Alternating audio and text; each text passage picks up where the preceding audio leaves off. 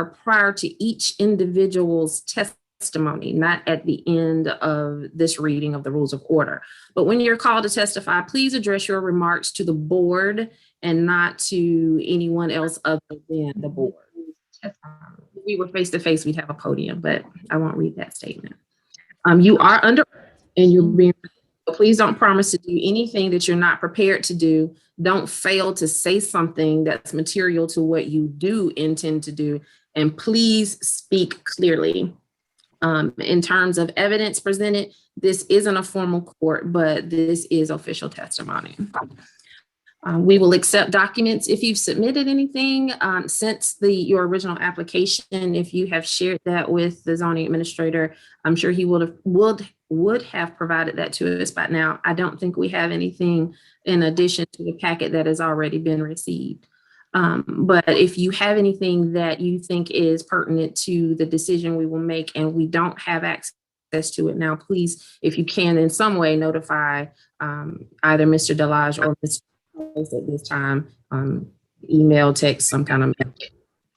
Cases can either be approved, denied, or they could be also granted conditional decision based on the meeting, based on meeting certain conditions. The decisions are final when the meeting minutes are approved, which are typically 1 month from this meeting date. If you take any action before that decision, before the approval of the minutes, you proceed at your own risk. Any person who may have a substantial interest in the decision rendered by the board today may request a reconsideration of this decision prior to the approval of the minutes. This reconsideration request must be based on specific error made by the board. And if you have an issue, you may obtain more information about this process from Mr. Price, the zoning administrator.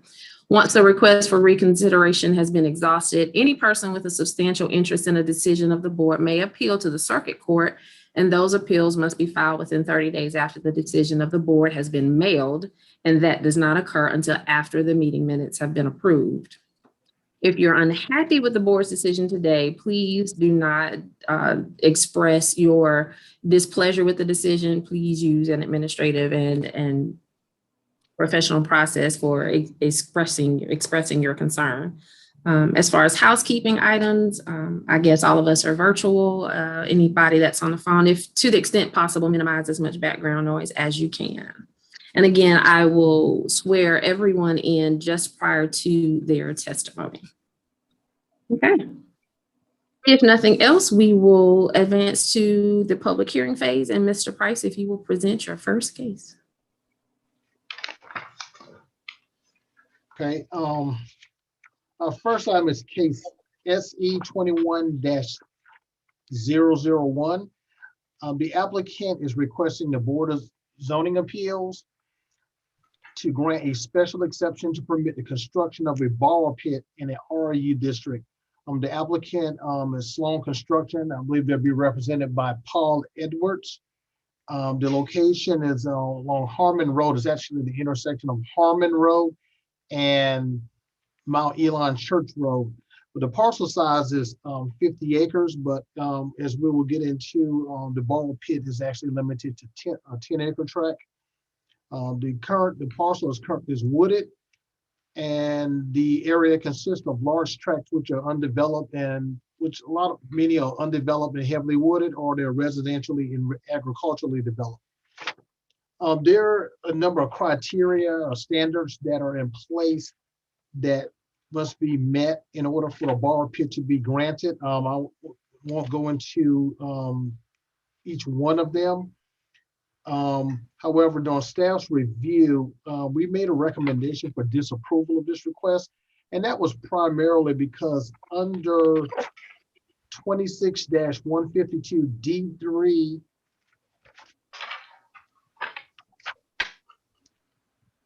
B, items 3 and 4, they said they are proposals for borrow pits will only be permitted where they are contiguous with or close to the projects they are intended to serve.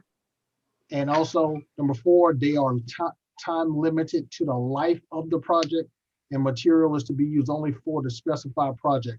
Staff was unable to identify a specific project at this time. So based on that, staff's recommendation was for the disapproval of this request. Also, you will note under the discussion that if the Board of Zoning Appeals grants the request, it is staff's recommendation that the following stipulation be applied, and that is prior to any land disturbance of the subject site, a plat identifying the 10-acre tract must be submitted to the planning department. That is it from staff.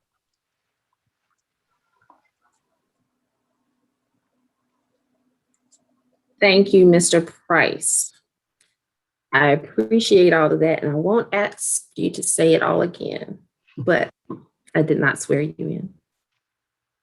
Oh, I don't think staff has ever been sworn in, but okay. I think you've stood up a number of times, or at least raised your. When I have stood up, and I'm not arguing with this, disagree. When I've stood up, it's because it was an administrative appeal, and I was specifically testifying for that. But I have no objection to being sworn in. Oh, okay, thank you. Do you swear or affirm that the testimony you should give will be the truth, the whole truth, and nothing but the truth, so help you God? Yes, Thank you. I do. Thank you. Gentlemen, do you have any questions of Mr. Price at this time? Well, I'd like to hear the presentation. Is Mr. Price going to represent the applicant? No, the applicant, I'm going to admit the applicant in Paul Edwards. Okay. So. And also, Mr. Price, one other thing, please. Yes, sir.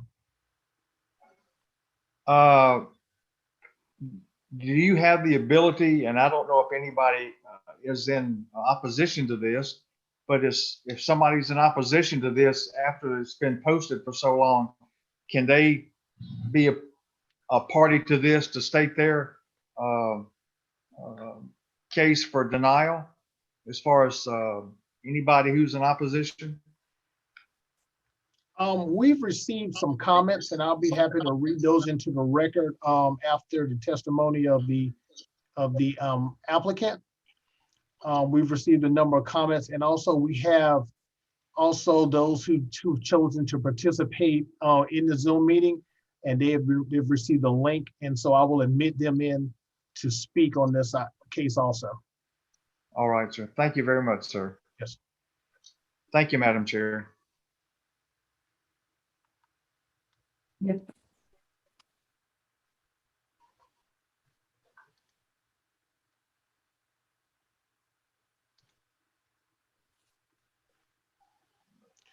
Mr. Manager, we have Paul Edwards in. He would need to unmute himself, but he's here.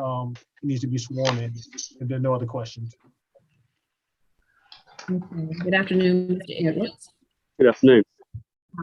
At this time, we will swear you in. So if you would please raise your right hand.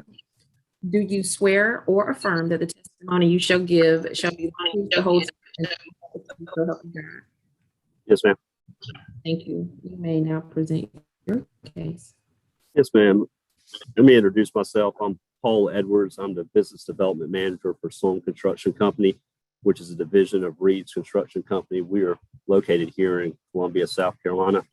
I want to thank the board and staff for handling this request. I actually didn't get to hear Mr. Price's presentation before, with, I guess, the Zoom thing, but knowing from the record that they sent before us, we're requesting permission for special exemption for parcel TMS R2800-030-01 to be a borrow pit for the allowable 10 acres per the specification.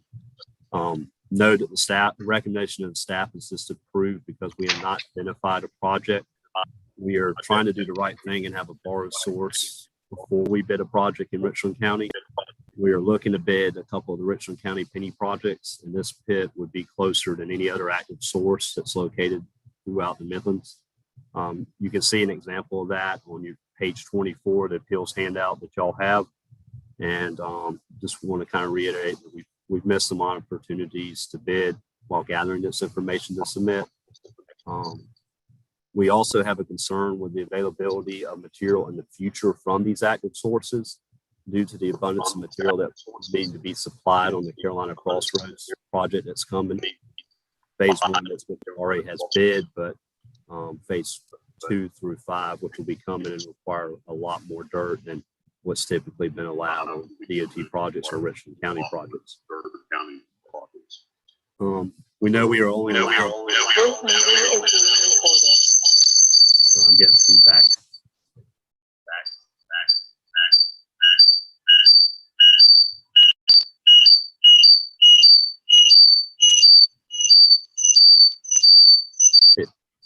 It might help us, yeah, if everybody else mutes. We know we are only allowed to have the 10 acres at a time, and with the multiple situations that will allow us to prove ourselves that we are good stewards and responsible neighbors. We hope upon approval that we can build upon that, help supply future projects once again going through the approval process. Our current plan is to do a kind of a multiple plateau or stair step excavation, and not a true pit excavation, which I know has been a concern of some in the community. That's based on the topography of the land being kind of a 45, and the stipulations that the county has is we would kind of stair step it down, so it won't be like a true pit. So hope that helps. This will also help with the water table concern of the 12 foot below the water table per soil type, which again you can see in our presentation. And we know there are obviously always concerned of noise and environmental impacts. Just to reiterate, we would be required by DHEC and SCDOT to ensure that no sediment leaves the site.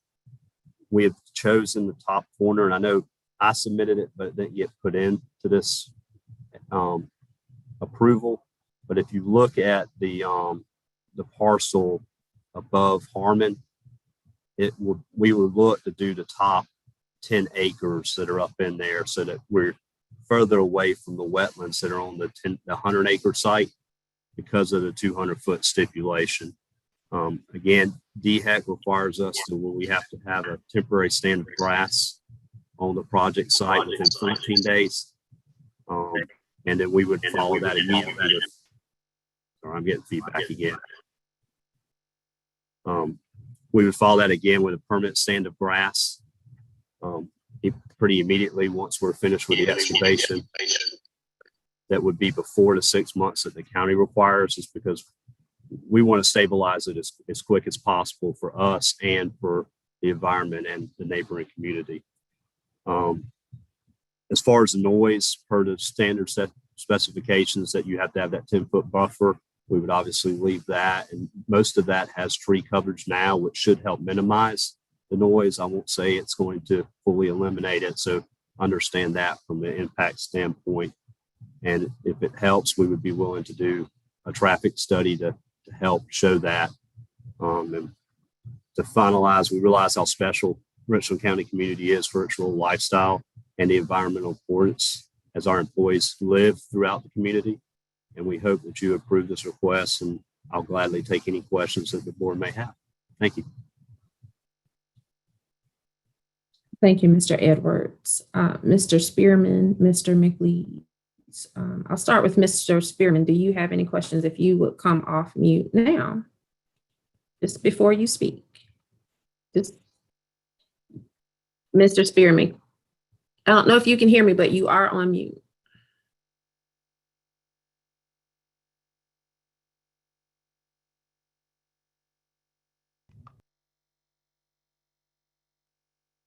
Sorry about that, Madam Chair. I'm getting multiple audio and feedback. Are you using multiple devices? Beg your pardon, ma'am.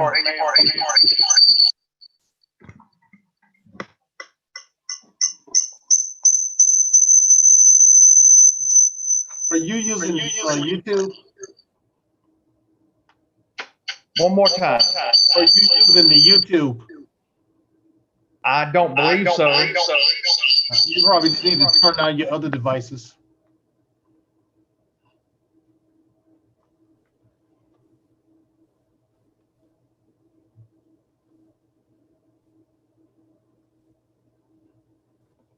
All right.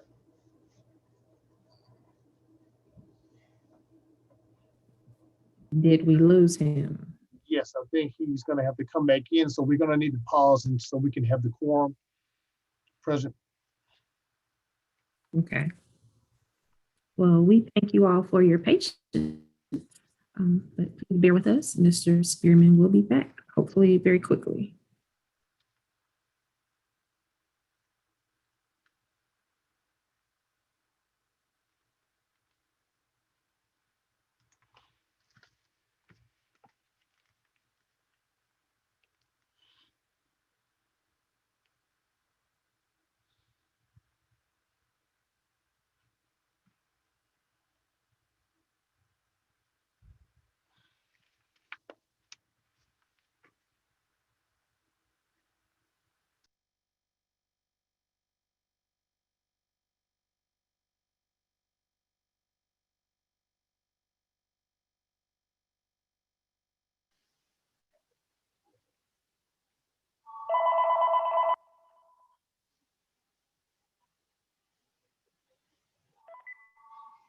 Yes, sir.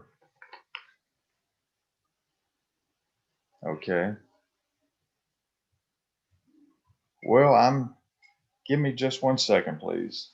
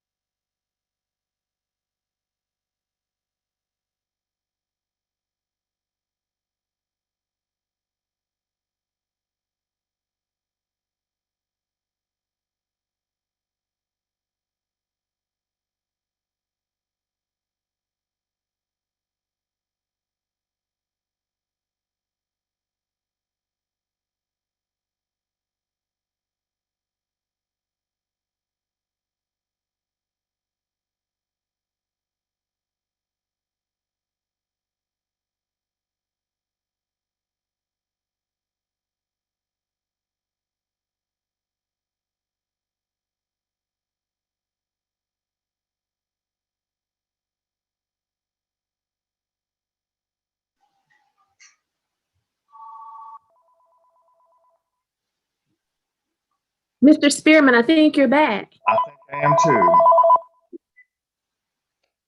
I think I made it back, Gio. Thank you.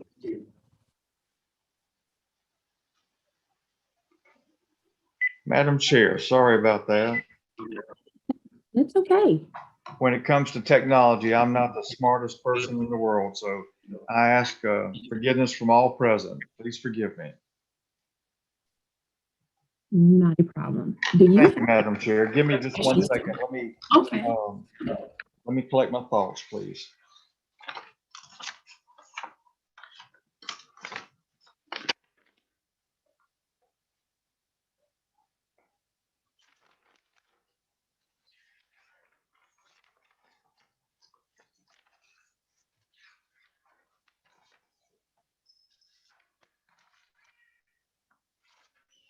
Mr. Edwards, you still there, sir? Yes, sir. First of all, Mr. Edwards, my name is Mike Spearman, and I apologize for the inconvenience with this technology. I'm an old geezer, and I'm still trying to learn, and I ask forgiveness. And moving forward, have you been awarded any contracts or anything this site specific for this borough pit? No, sir, we have not. Okay.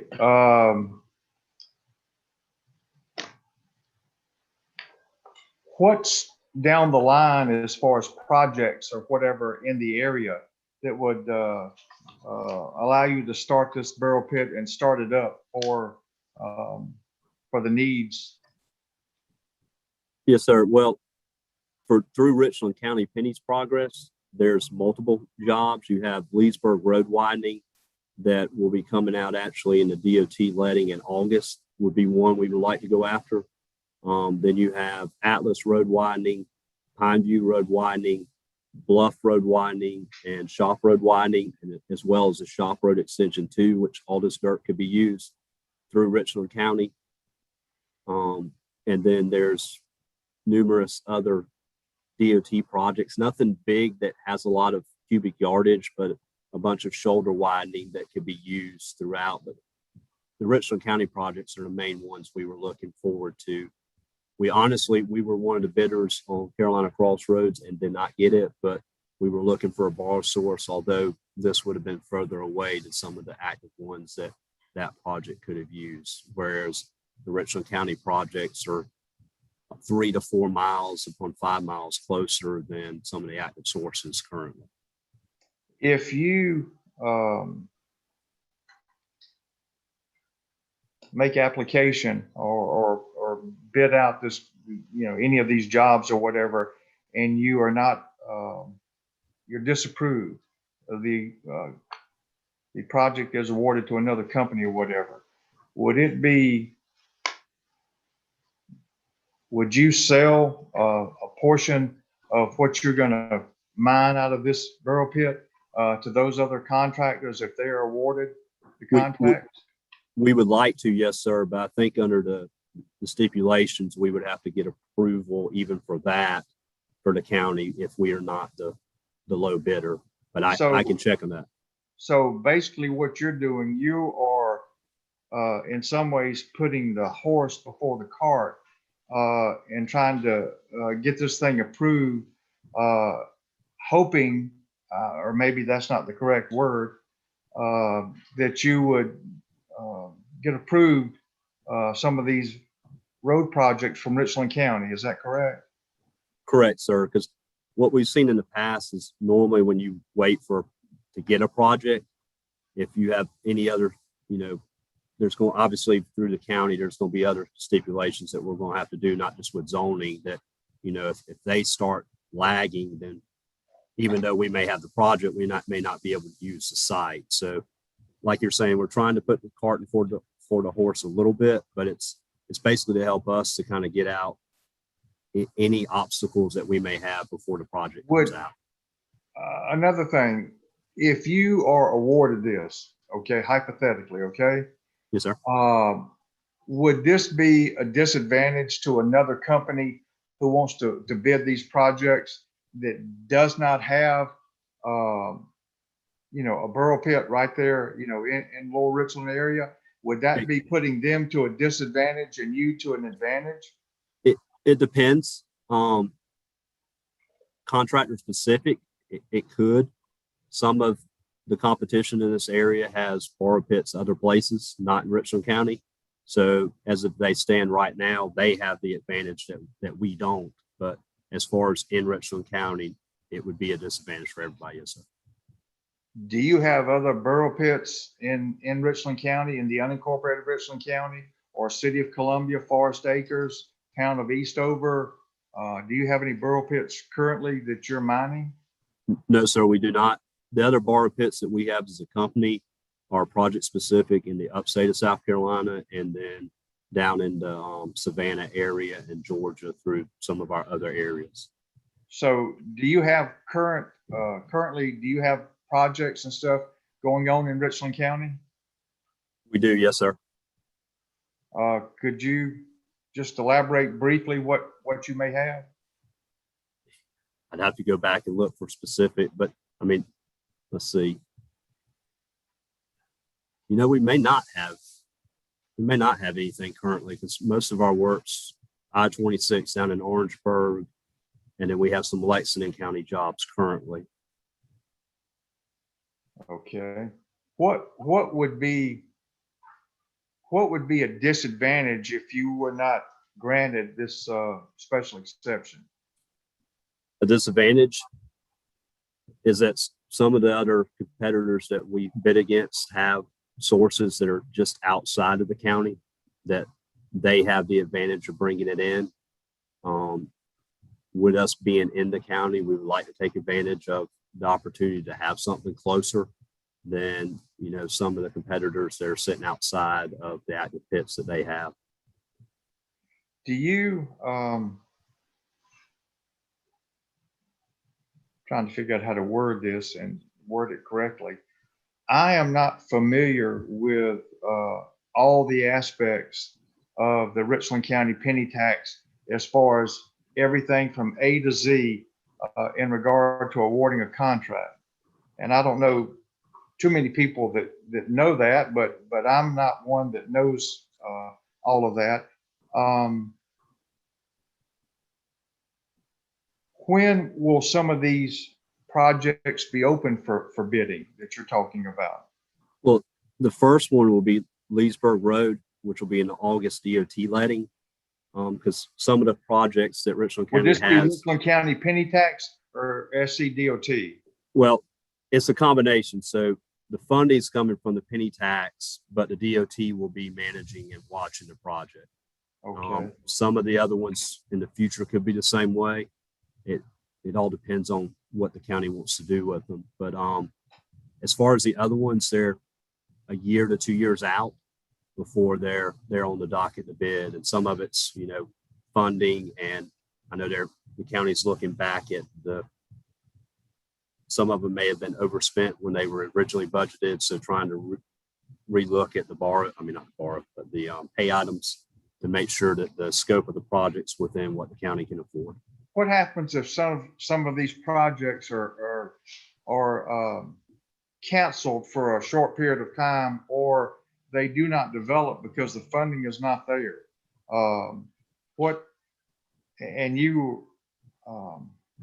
You have this borough pit sitting in your back pocket.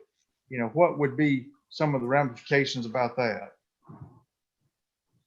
I mean, really, it would just be sitting there. So the property owner wouldn't be, I guess, getting any benefit or us from it. But if that just sits, it's basically just going to sit and other projects come. But hopefully that would be where we could get approval for additional projects that may. So you're not the property owner, is that correct?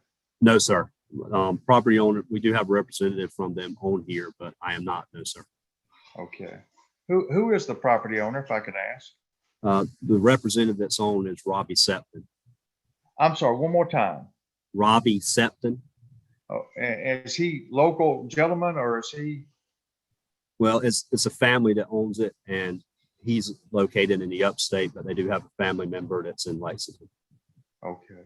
All right. Madam Chair, that's all for right now. I may have something before we take this matter in advisement and do our discussion. Yes, sir. Thank you. Mr. McLeese.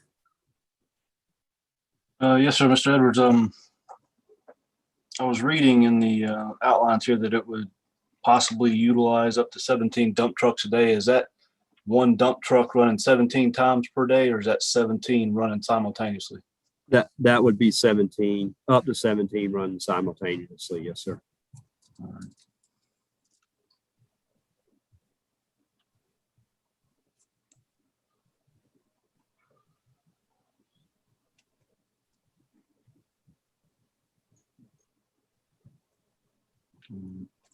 I think Mr. Spearman got most of my questions as well with his review. I do have a couple for Geo. If we could go back to him, if no one else has any for Mr. Edwards.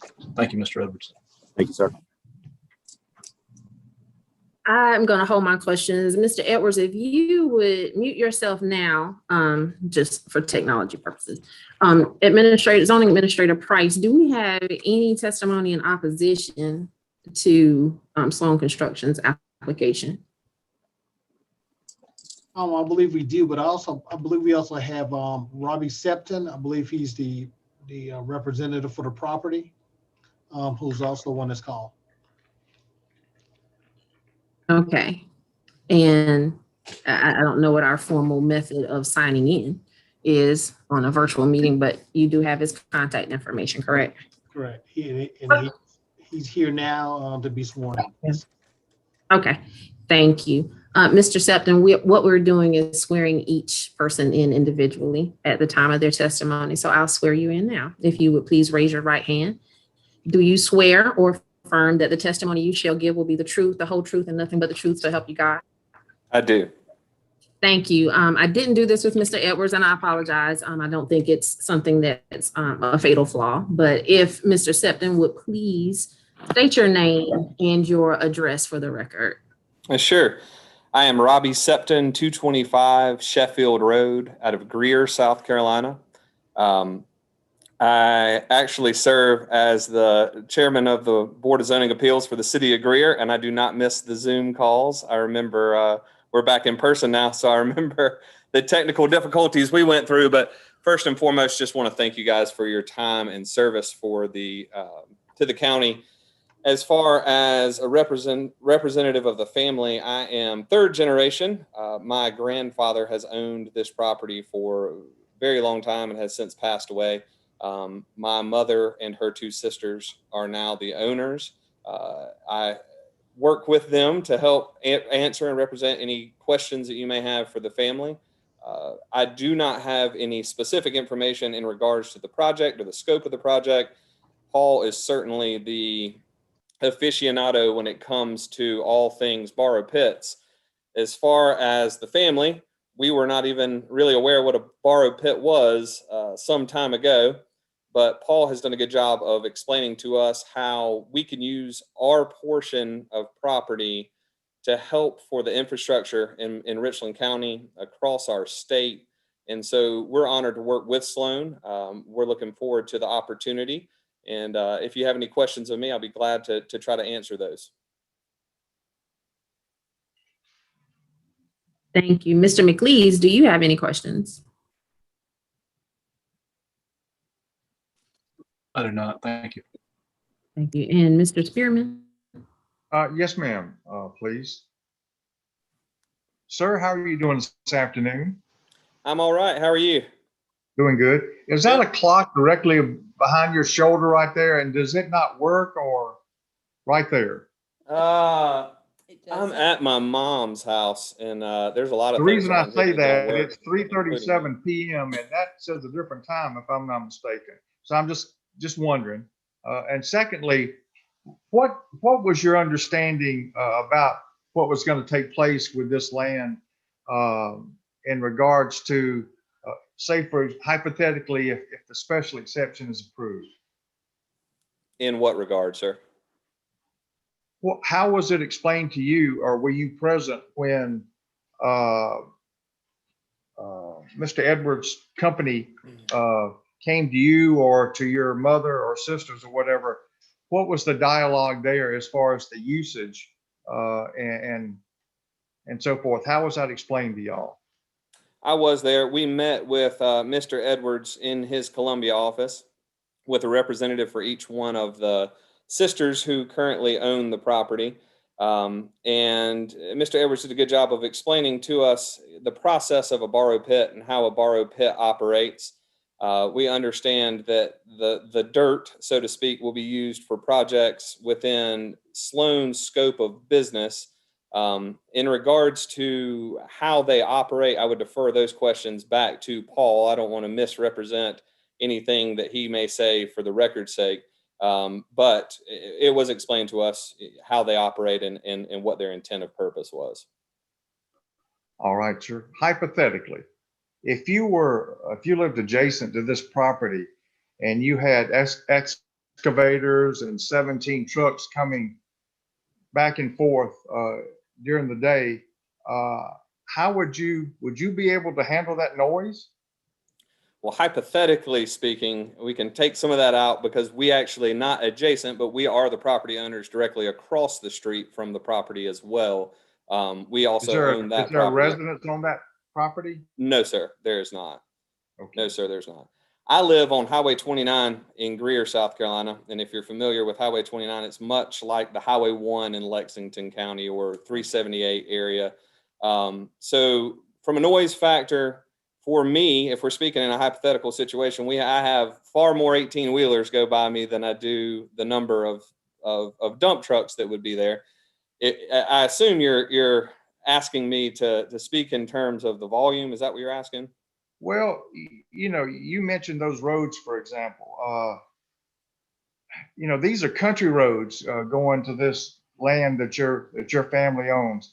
These are not multi-lane roads that can stand the wear and tear and so forth. These are just gravel roads that maybe have a little bit of asphalt on them or whatever. And that's a lot of wear and tear day in and day out for God knows how long. plus the noise, and there are residents out there, is that correct? As far as I know, yes, sir, there are some residents in that area. Okay.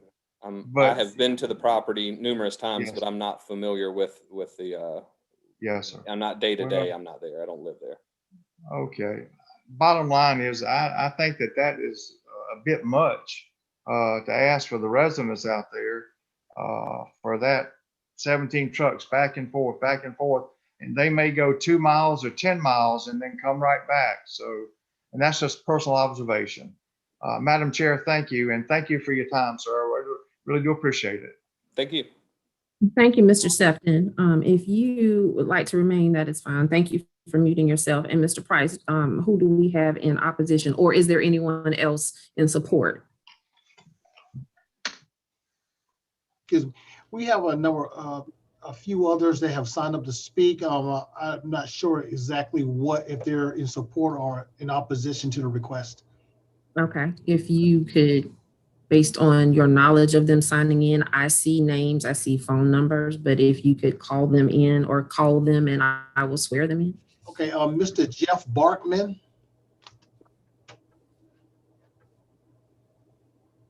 Yes, sir. Hi, Mr. Barkman, how are you? I'm doing well. Thank you.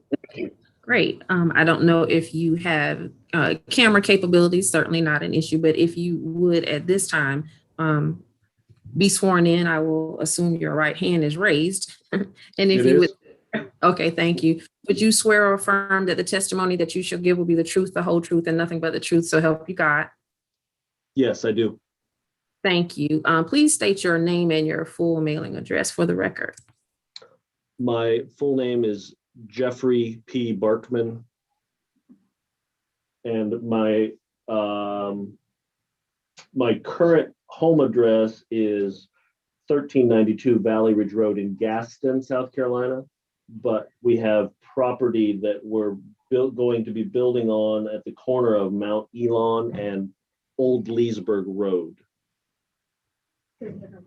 So it's just over the hill from this borrow pit. Proposed Okay. borrow pit, yeah. All right. Well, any testimony that you would like to provide at this time, please feel free to share. Well, we had some questions we had submitted for Paul.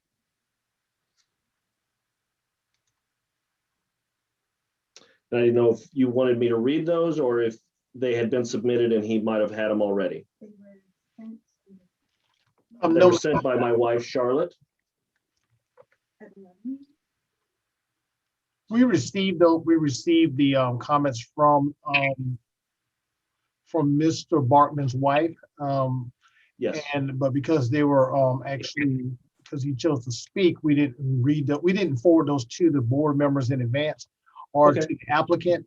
We were going to let those be part of the testimony or the comments Okay. by the applicant. that'll be fine. All right.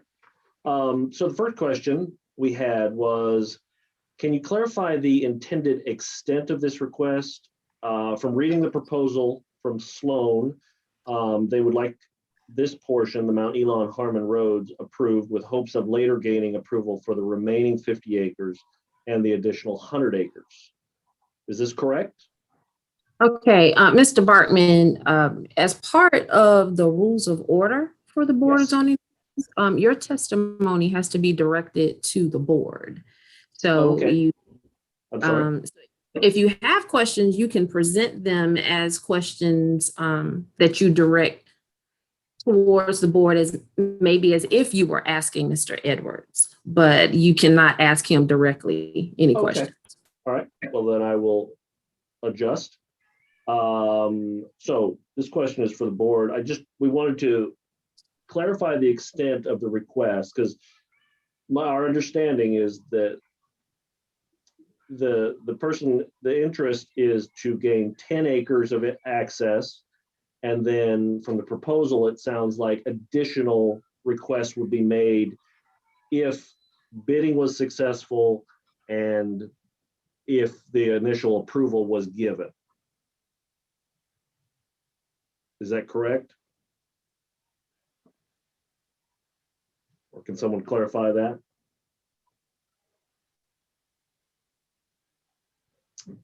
If you want to present that to, you can keep going. We will, or Mr. Okay. Price, if you answer that immediately, then we can just follow through with his remaining questions. It just, So I've got several more. So the second question, for this particular project, board, is there a reason why the Mount Elon side was chosen for entry and exit? Knowing the topographical area that's on a hill, it's much more dangerous when you're coming over the hill, potentially when you've got dump trucks going in and out. Plus with dump trucks going up and down hills, if they're fully loaded, it's much more of a challenge. While the portion on Harmon Road is, while there's a corner initially, I would think the viewing would be, or the sight lines would be much better from my experience with from those type of things. So that's my second question. Also, included in that is there are residential homes right across Mount Elon, across from this property. So obviously those would be affected much more if that's the entry where there are no residents down on the Harmon side of things. So that's the second question. Third,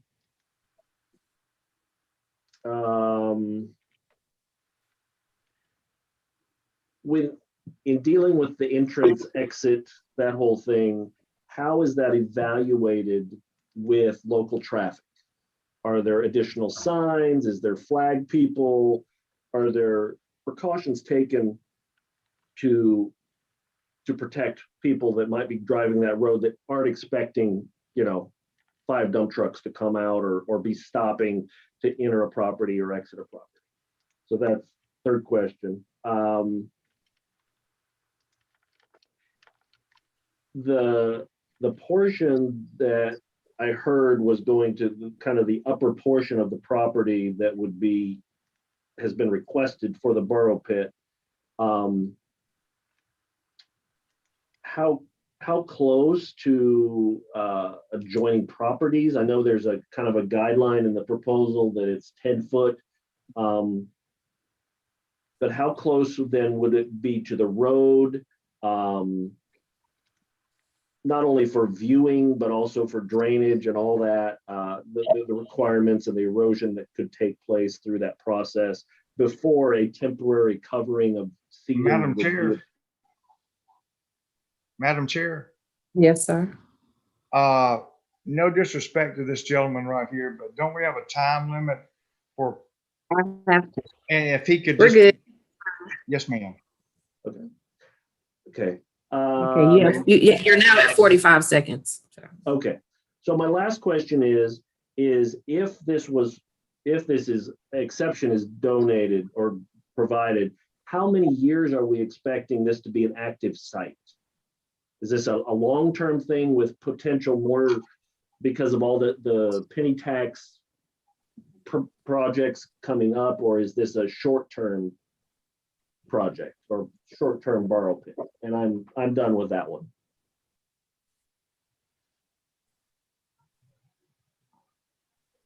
Okay. Well, thank you. Any questions for Mr. Bartman, Mr. Spearman, or Mr. McLeod? Mr. Bartman, it's my understanding that you are in opposition to this special exception. Is that correct? Can you say that one more time? Mr. Bartman, it's my understanding that you are in opposition to this special exception. That is correct. All right. Thank you, sir. You're welcome. McLeod? I do not have any questions at this time. Thank you. Okay. Thank you. And thank you, Mr. Bartman. Mr. Price, anyone else? Yes, we have Norman Jackson. Good afternoon, Mr. Jackson. Good afternoon. How are you? Fine, thank you. Thank you for allowing me Good. to speak. Okay, well, Um, just before you speak, I will swear you in. Okay, All right, if you would raise your right hand, and do you swear or affirm that the testimony you shall be the truth, the whole truth, and nothing but the truth, so help you God? yes, I do. Okay, thank you. And you would state your name and your address for the record. Norman Jackson, 265 King Charles Road, Columbia, South Carolina, 29209. When Thank Richland County approved the penny sales tax, several years before, Richland County created a mitigation bank. The mitigation bank was developers or road construction people could buy credit from Richland County to use to get dirt if necessary in wetlands area. So that was already developed. A borrow pit is just a landfill, and most contractors, they take the waste to a licensed landfill. The properties in the Lower Richland community use well water. Usually when you do construction on these properties, roads, some of the bridges and some of the roads have lead paint because they're like 50 years old. So they have asbestos and lead paint also. These borrow pits will not have a lining. So whenever they fill it with these wastes and there's waterfall, it goes through the soil and it enters the aquifer. It is not safe. So I would say any developer, use the landfill that's provided.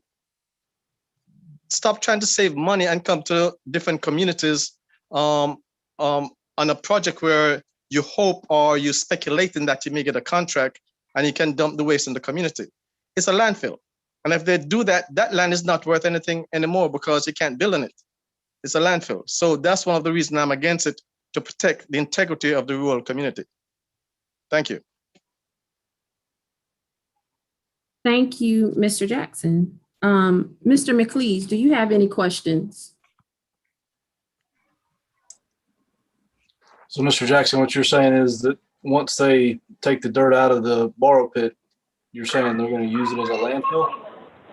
Well, it is a landfill because they'll be dumping debris from the construction site to fill it back up to the regular level. I may need to get Mr. Edwards to speak to that, if possible. Good, but if you have any other questions, please address them now, and then I'll speak to that. No, thank you, Mr. Jackson. All right. Excuse me, this is I'm sorry, no one else can speak at this time. If there's anyone else that's not on mute, that is not speaking, if you could please mute yourself at this time. Anyone else that will be allowed to speak will be sworn in. So I see a name, Mr. Grooms, lighting up. So if you could mute yourself, the only person we're talking to right now is Mr. Jackson. Mr. Spearman, do you? That's not my background noise, Madam Chair, and I have no Right, questions okay. for Mr. Jackson. I'm sorry. Okay. Well, thank you. Just a point of clarification, the South Carolina Department of Health and Environmental Control on its environmental quality control side has a Bureau of Land and Waste Management. And in that bureau, there is a division that manages mines. In the solid waste division, they manage landfills. By definition, a landfill and a mine, while they might seemingly function and be designed by excavation the same way, they are regulated differently. So a borrow pit is technically permitted as a mine.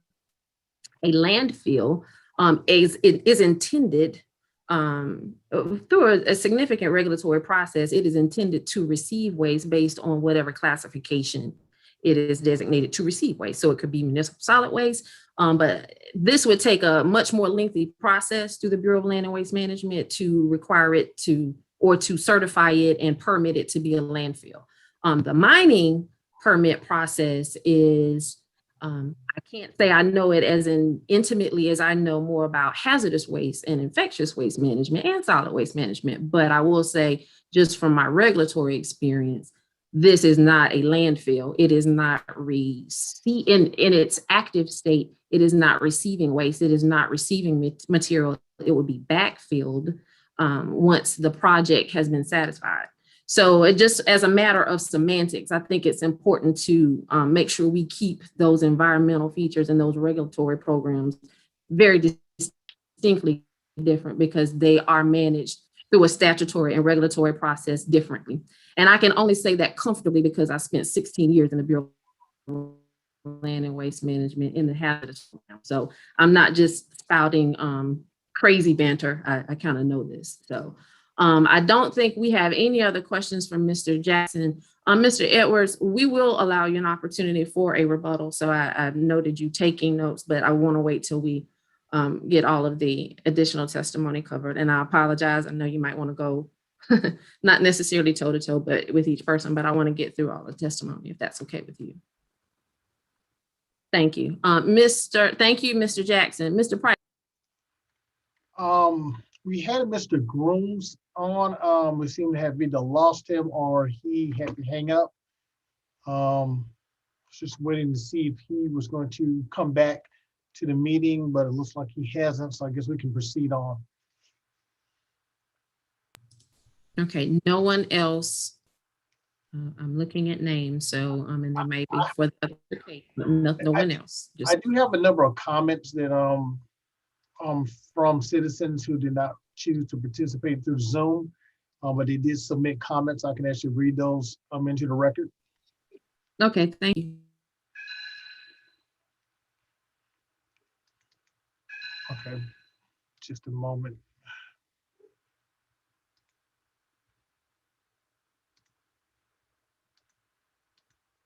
Okay, sorry. This one is from Cameron DeBrew of 1019 Mount Elon Church Road. To whom it may concern, I am writing to express my opposition to the planned borrow pit being considered on the land adjacent to Harmon Road and Mount Elon Church Road. I'm a resident of this community. My home and my land is 2 plots from the proposed site. My concerns are these: 1, the noise; 2, the additional traffic; and 3, the damage to our already deteriorating roads. 1, the land between my home and proposed pit has been clear cut of all trees, giving no buffer to the noise of the machinery, thereby disturbing our quiet community. The pit would be, or possibly could be, an eyesore that we would be able to see and certainly would not improve the beauty of our community. 2, the main roads in our community are Harmon Road and Mount Elon Church Road. They are both narrow 2-lane roads. The intersection is also very dangerous intersection. There is a very steep hill where Mount Elon Church Road crosses Harmon. The hill causes many vehicles to struggle to ascend the hill and catches many by surprise as they descend to the stop sign. The water washing down the hill creates potholes on both shoulders of the intersection, causing the road to narrow. Traffic on both sides has to negotiate the washed out shoulders and potholes on a road that is already too narrow. Both roads have a lot of traffic for the size of the roads. I am concerned that trucks going in and out from either road, but specifically Mount Elon Church Road, would only increase the danger at the intersection. 3, both roads at that intersection are in poor condition already. Some work has to be done on Harmon and Mount Elon Church Road, but no work at or near the proposed site. We already have a lot of traffic, but it is personal vehicles. We have very few heavy trucks on our roads. My concern is that the dump trucks and the trucks moving equipment in and out from site will destroy our already deteriorating roads. As a resident that will have to live very near the proposed borrow pit, I am in opposition of approval of this request. Thank you for the opportunity to voice my concerns. I pray your community leaders will hear the voices of those that will be impacted if this project is approved. Thank you, Cameron DeBrew.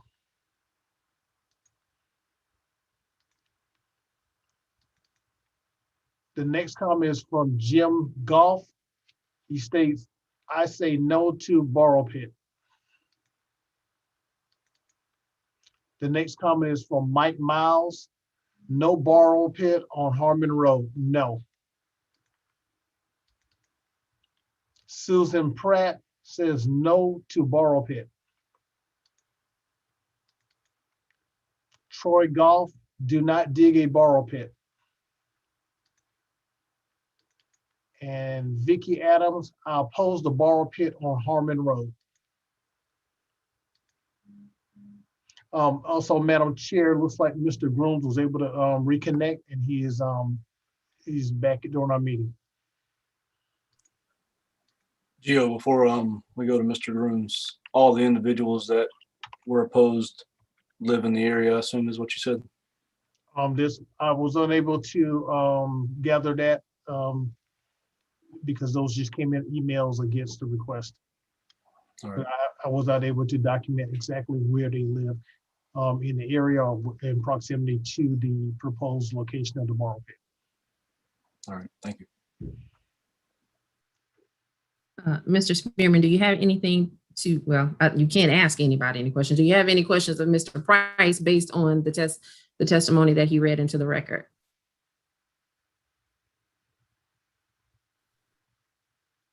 No, ma'am, I don't. Okay, thank you. We'll, Thank you, allow Mr. Grooms, if you will come off mute at this time, and I will swear you in prior to you offering any testimony. How are you, sir? Just making sure you can hear me. Yes, ma'am. Good morning, Madam Chairperson. Can you hear me? Yes, sir, I can. I will swear you in at this time. Do you swear or affirm that the testimony you shall give will be the truth, the whole truth, and nothing but the truth, so help you God? I do, Madam Chairperson. Okay, thank you. You have 3 minutes for your opposition testimony or support. Okay, whatever. thank you. Thank you, Madam Chairperson, for this opportunity to stand in opposition of the borough pit. My name is William Grooms. I've lived in the Harl Hill community for 38 years. I own the property at the following addresses that are all located within a half a mile from the borough pit. I own 121 Southeast Sedgwood, 123 Southeast Sedgwood, and 1 Elon Court. I humbly ask that this body not allow the borrow pit to be located on the corner of Harmon and Elon for the following concerns. Number one, property value. A 2010 study in Bloomington, Indiana, this is 2010, 12-year-old study now, showed that property owners within a half a mile of a borrow pit, will see at least a 25% decrease in their property value. I'm sorry for the background noise. I'm at Walt Disney World, so you're going to hear a lot of it, I'm afraid. As a landlord, I provide high-quality, affordable rental units in the community a half mile from the proposed borrow pit. I also live a half mile from the proposed borrow pit. This would greatly decrease my ability to maintain these rental units. Increased traffic. I'm the statewide transit asset program manager for the South Carolina Department of Transportation. I could present numerous studies that SCDOT has commissioned to show our rural roads and how dangerous our rural roads are, but it would really just take a quick drive down Harmon Road and Mount Elon Road with SCDOT commission study. The increased traffic of large dump trucks would greatly exacerbate our already horrible road conditions. As most of you are aware, the most dangerous roads in South Carolina are our rural roads as far as fatalities are concerned. Harmon and Mount Elon are very narrow roads, and the presence of these large vehicles would make these more, rural roads even more dangerous. Number three, environmental issues. Harl Hill is a very quiet community in a country setting. It's why I moved there 38 years ago. I still have deer in my yard every single morning. I ask that you please consider the negative environmental impact that a borrow study would have in our community. I'm sure this isn't the first request to consider such a borrow pit, but I hope that you will look at other borrow pits in other communities and see that it never has a positive impact. It is always negative to the community. Unsustainable engineering practices leaves the environment unsafe for residents with medical concerns. My wife has COPD. The increased air pollutant, the dust particles, would cause great increase in her lack of breathing issues because of the dust particles. The geo-environmental hazards, which are visible in other borrow pits across the entire world, include increased road failures, landslides, erosions, surface and groundwater contamination. threat to our biodiversity. We are located in a country in every single sense of the word. The impact to both our animals, both wild and domesticated, would be severe. Mr. Abandoned borrow Grooms, pits have, yes, ma'am. thank you. Your 3 minutes is up. And I think we gather the sentiment of your testimony. Just 1 second. Mr. Spearman or Mr. McLeese, do you have any questions of Mr. Grooms? Mr. Grooms, my name is Mike Spearman. I'm on the board. It's my understanding you're in opposition to this borough pit. Is that correct? Yes, sir, I am in opposition. No further questions, Madam Chair. Thank you, Ms. McLeese. I don't have any questions. Thank you for your time, Mr. Grooms. Thank you very much. Thank you, Mr. Grooms. If you would like to stay on, that is perfectly fine. If you would mute your line. And Mr. Edwards, we will give you an opportunity for rebuttal. Per the rules of order, you don't get much time. You get 5 minutes. So do what you can do in 5 minutes. Thank you. Yes, ma'am. Kind of going down the questions for each person, which we obviously understand the concern that everybody has.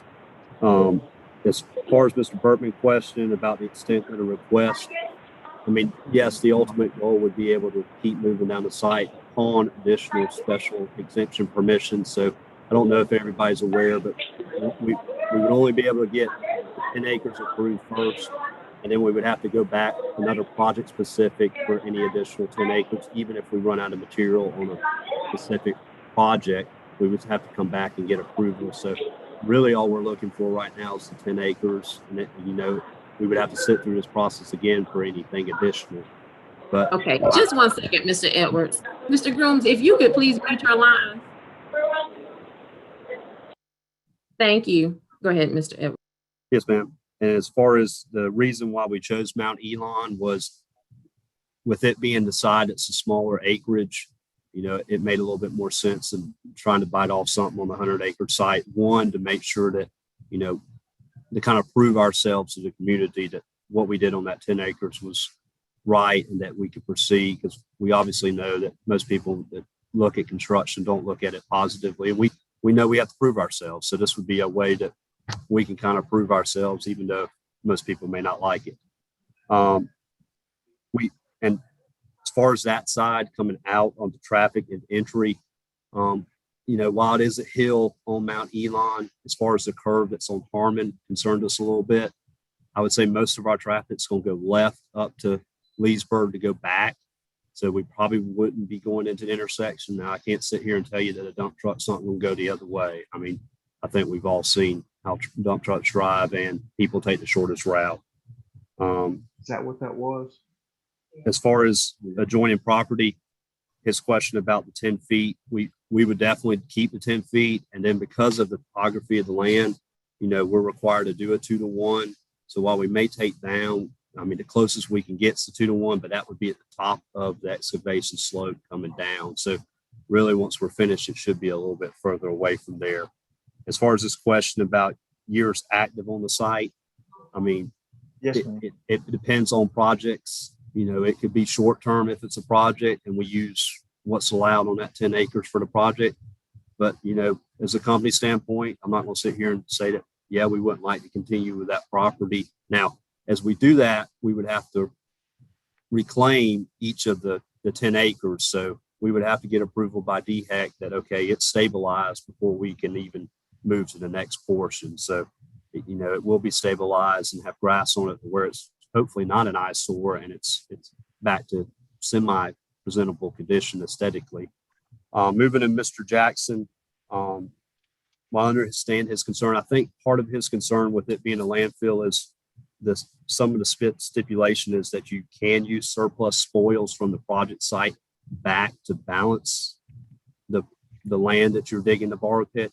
Again, that's more if you're truly digging a pit and filling it back up to flush it. With us doing the stair step and the multiple angles coming down, it's going to be hard to bring material back. And with the topography of the land, it would be more of a stair step. So we wouldn't really have anything that we would bring back from the project site to fill in. So it would be more grading on site to kind of make sure that we have adequate drainage and the proper slopes that are on the project site, and that where it'll be tiered. So it almost be like lot laid out, but not really lot laid out because it's not going to be used for a subdivision. Let's see. Moving into the noise and the additional traffic. While 17 dump trucks seems like a lot on a daily basis, it's really not. And it won't be a daily basis. I mean, it'll be why we need the material, which, you know, we may need it one day a week, and it could be 2 weeks later before we need it again. So it's not like it's going to have 17 dump trucks a day every single day. Again, some of that's going to be project dependent on when the dirt's needed. It could be one whole week, and then we may not be in there for another 3-4 months before we need dirt again. As far as the roadways, I will concede that Mount Elon's not in the best condition. Harmon should be in a lot better condition. It was cement treated about 7 years ago because we were the contractor that helped pave that road. So it should be able to withstand the truck traffic. Now, again, is it ideal with a traffic study? I have not.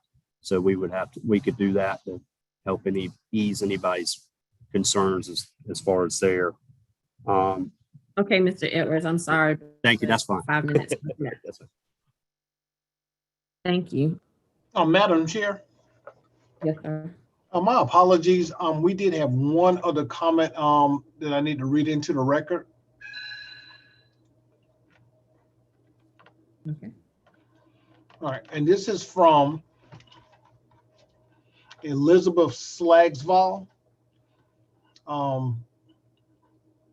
I respectfully wish to voice my vote of no regarding the borrow pit. 17 trucks a day? Who would even consider placing that in the neighborhood? The following points are taken from the zoning information noted on the official agenda.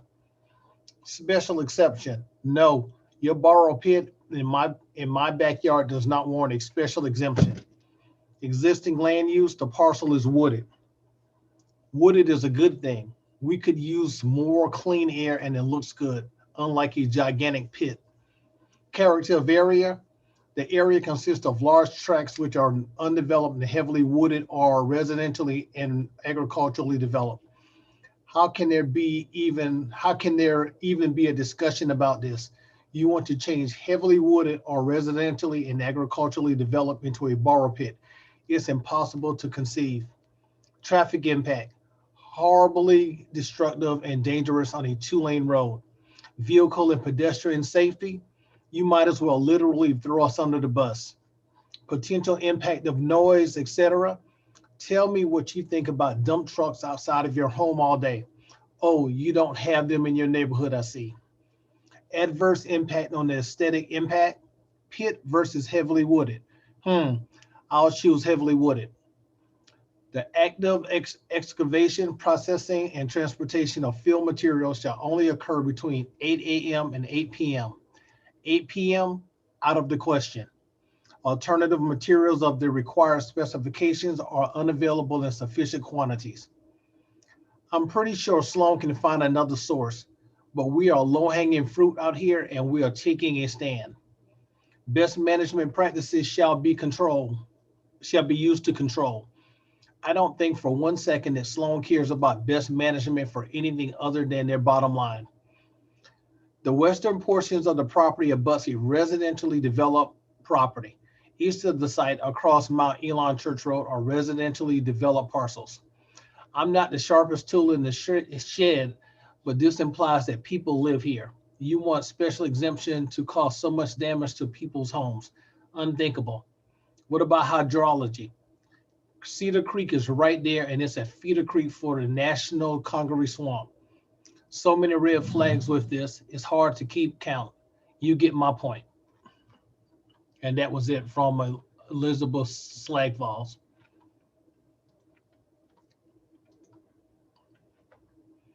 And we have no other comments, Madam Chair. Thank you, Mr. Price. Just in the spirit of fairness, Mr. Edwards, you may not have taken notes, but I will give you 30 seconds for rebuttal because it's only fair that you have that opportunity. You got all the other testimony, so 30 seconds. I'll say that it's kind of what I said already before, so I'll concede to the time to y'all. Okay, thank you. Thanks to everyone that offered testimony. Thank you, applicant. We will now proceed into discussion. Mr. McLeese, Mr. Spearman. Just before that, did you have any other questions for zoning administrator Price? I do. Gio, as far as projects go with the borrow pits, would the penny tax be considered one project, or would it need to be considered for each individual project, like Mr. Edwards mentioned, Leesburg Road, the non-special projects, et cetera?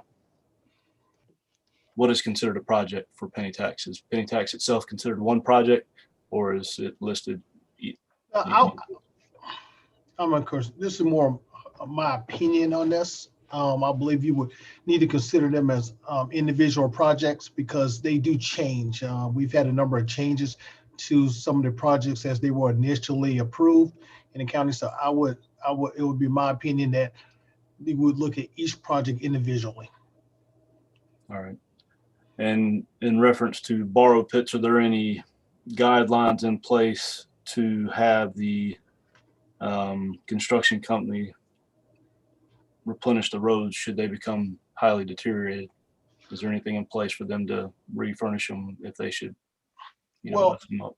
There's nothing specific within our code, but I mean, when you consider that the roads are owned either by DOT or the county, so if there's any damage as a result, believe either one of those bodies would take, or agencies would take, whatever actions necessary for them to correct it and replenish it.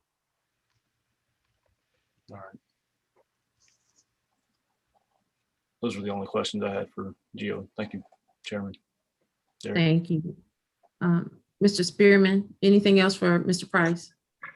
No, ma'am. Okay, let's move into discussion. I'll let you all start.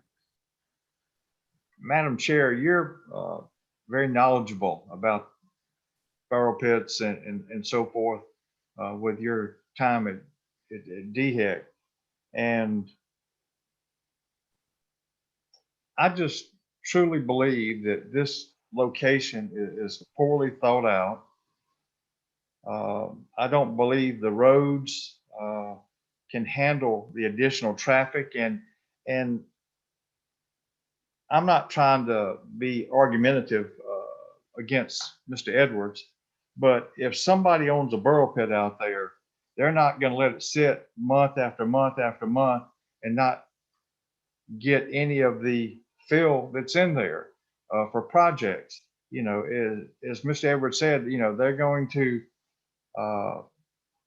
possibly sell, some of the materials they're going to mine from this project and so forth. They do not have any. They do not have any contracts that have been awarded as of yet that would have them have the need, for this borrow pit out in this particular area. And just because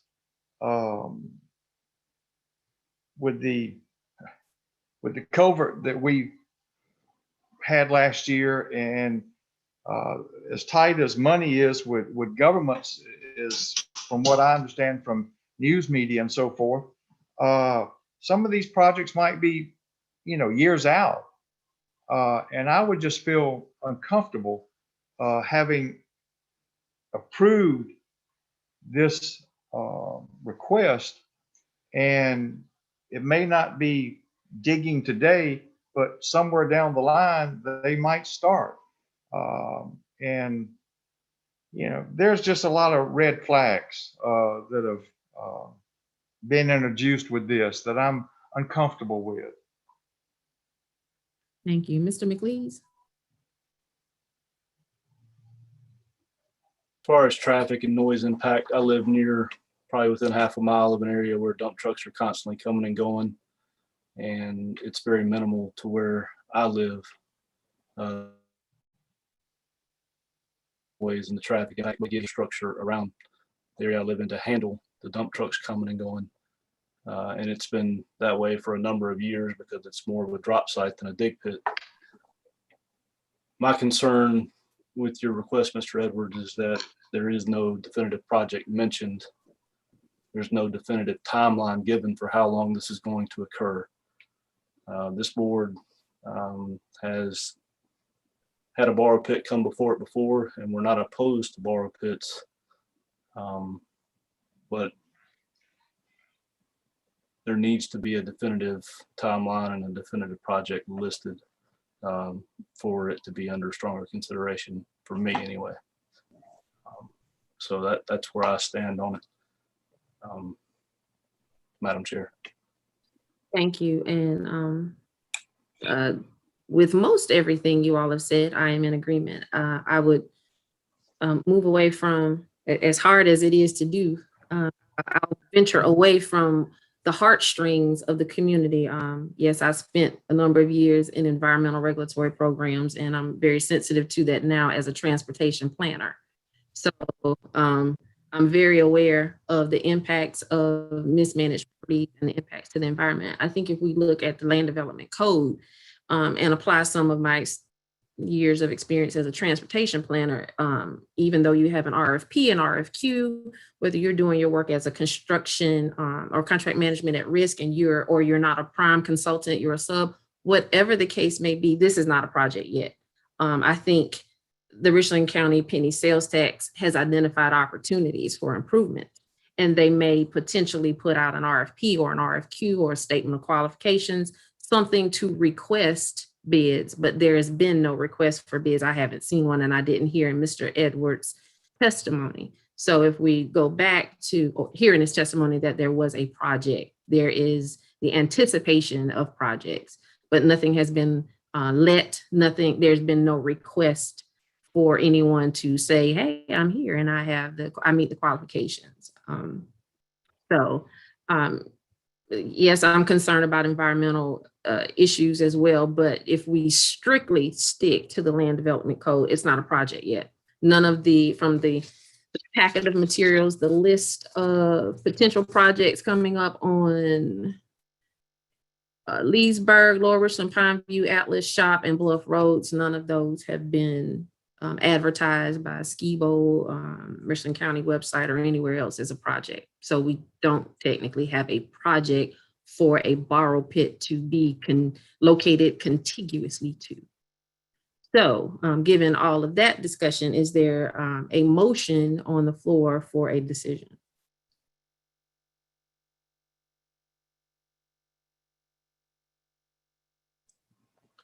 Madam Chair, based on the information that we've been given so far, I would like to present a motion that this request be denied at this time.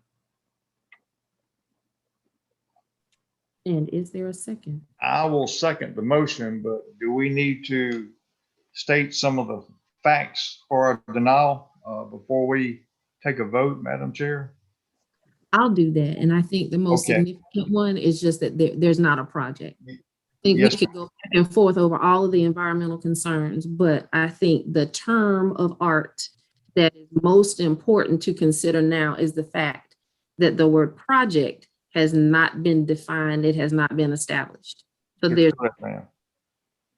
and if you're comfortable with restating your second, I will call for a roll call vote. As far as restating my second, I don't understand, ma'am. But because we did a little bit of discussion there. Oh, yes, ma'am. I understand, applying the land development code to this, and you're absolutely right. And I second Mr. McLeese's motion to deny. Okay, Mr. Price, would you call for a vote?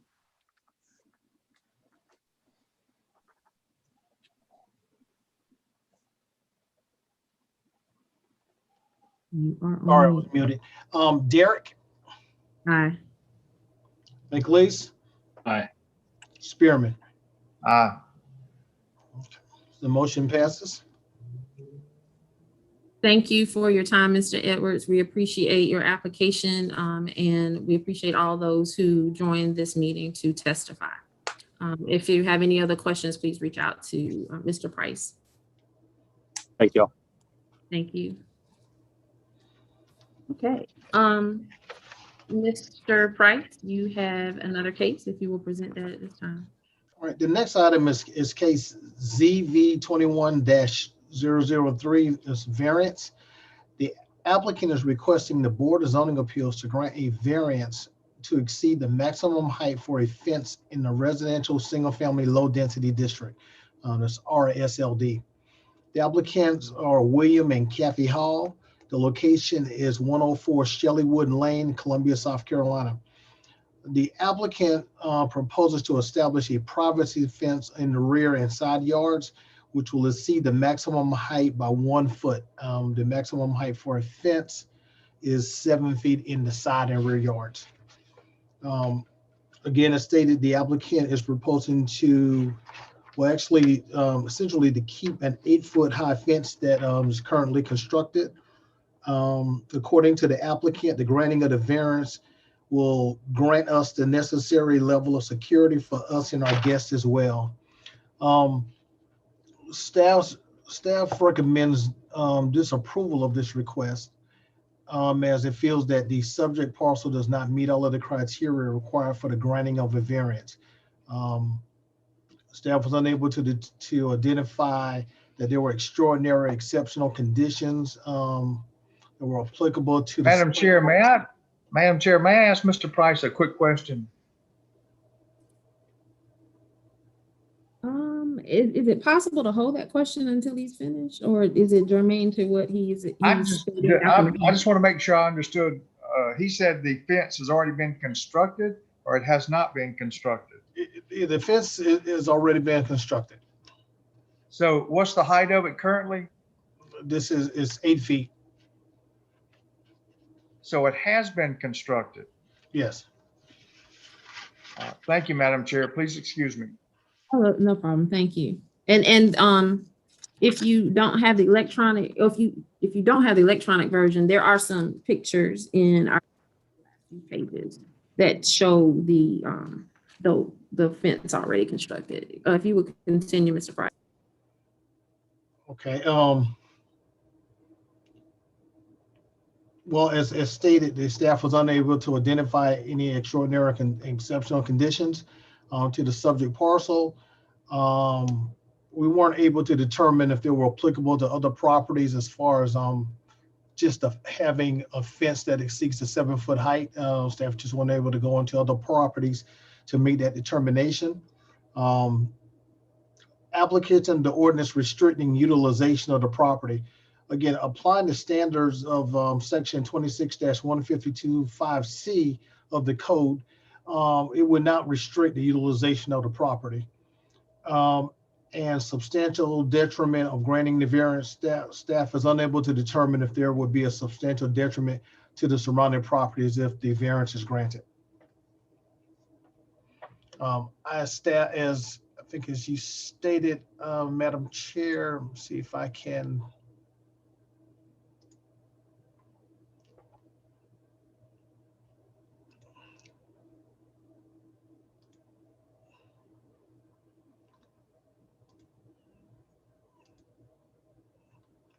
All right, I believe you can see these are some of the pictures that was applied by the applicant. Showing the pool and also showing you various angles of the fence on the side and the rear.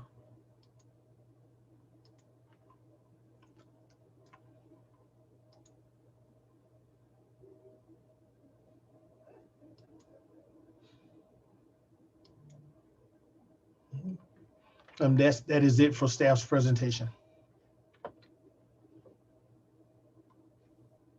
Thank you. Mr. McLeese, do you have any questions for Mr. Price?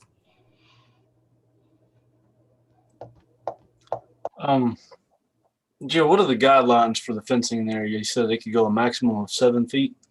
Yes, according to section 26-172(b)(5), 5C4 of the Richland County Land Development Code, for screening and retaining walls and fences, fences and walls shall not exceed 7 feet in height when located in the required side and rear yards. And there is an exemption if if this is a retaining wall, but this is not the case. All right.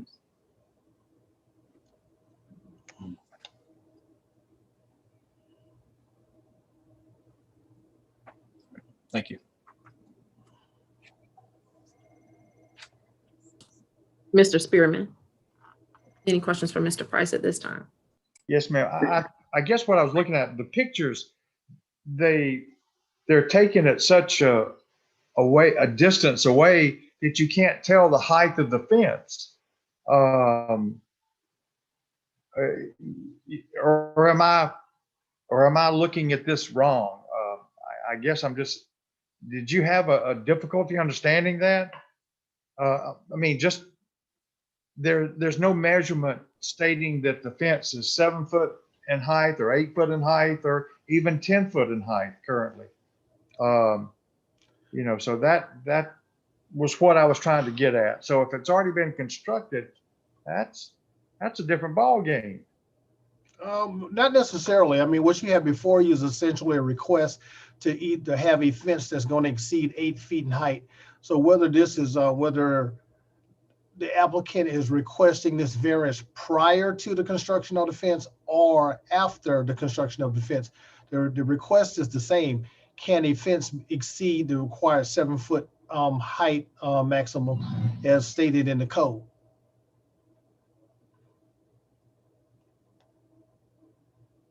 I guess I'm a little thick-headed. I guess bottom line is yes or no. Is the height of the fence taller than 7 foot in the side and rear yard? According to the applicant, it is more than 8 feet in height. And staff went And out there. side and rear yard. So Yes. Sir? Yeah, go. Yes, sir. So it's in violation currently of the land development code. Is that correct? Yes, sir.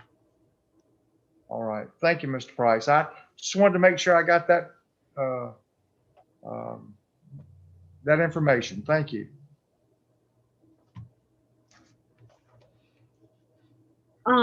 Anything else, Mr. Spearman? I'm sorry. Okay. I think I read your lips well. You said a little more than no, but I think I got you. Mr. Price, I know we will hear testimony and we have in our packet some information from the applicant, but I'm sure there's a process for training staff to go out and make these evaluations of fence heights.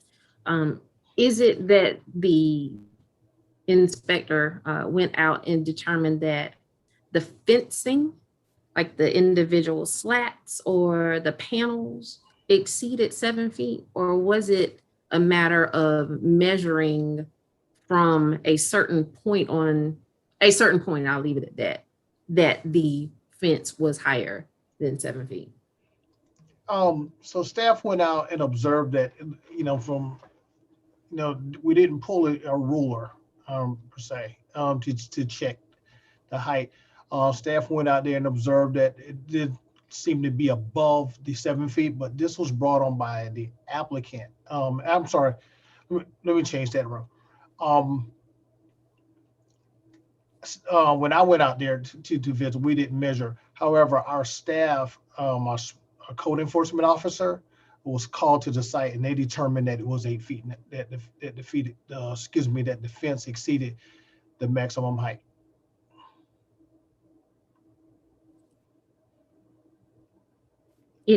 And I guess I'm trying to get more at, you use the term seams, and I want to understand how that height was determined. If it was measured, and we'll get to the, maybe there's some other questions I'll ask the applicant, but just from your staff's perspective, how do you determine that a fence exceeds the limits in the code? It was measured by code enforcement. Okay. How was it measured? Is it measured based on the height of the slats or the panel itself? Or is it an issue of, from a point on the ground, whether it's flush to the ground or what? You measure from the ground. from the ground up to the top of the fence.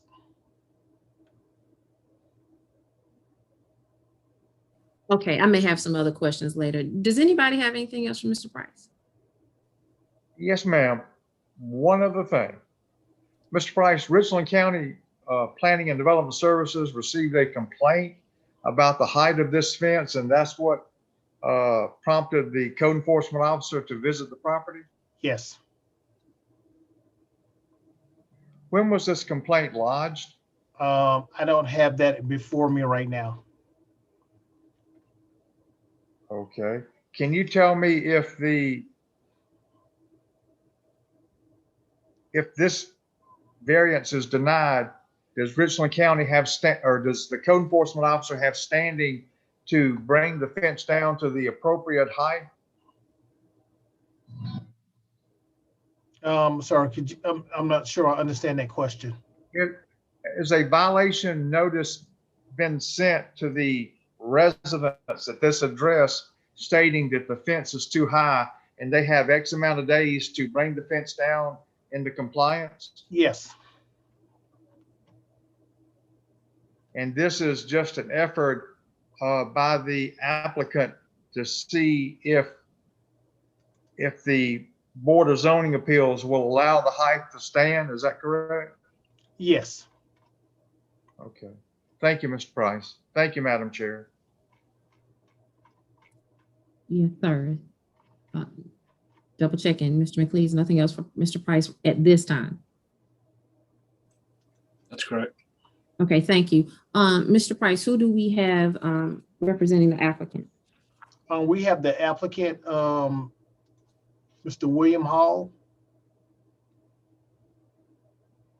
Mr. Hall, if you would unmute your device at this time and I will swear you in. How are you?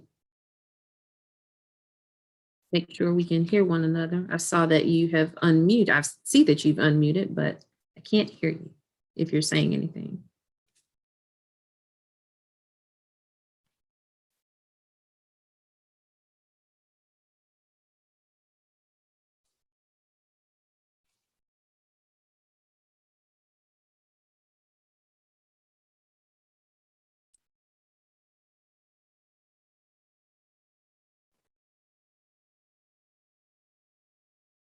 You've unmuted and your box lit up, but I didn't hear anything.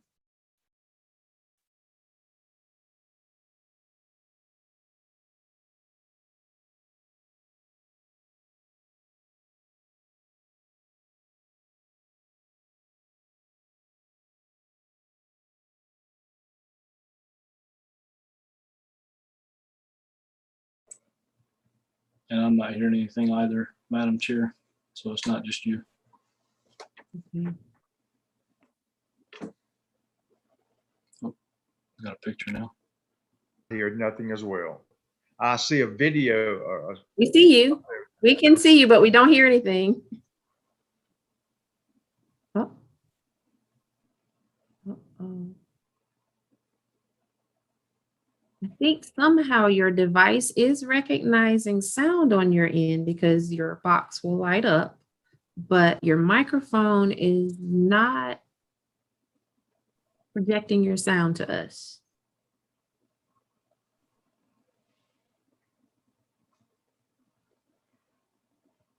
What you could do,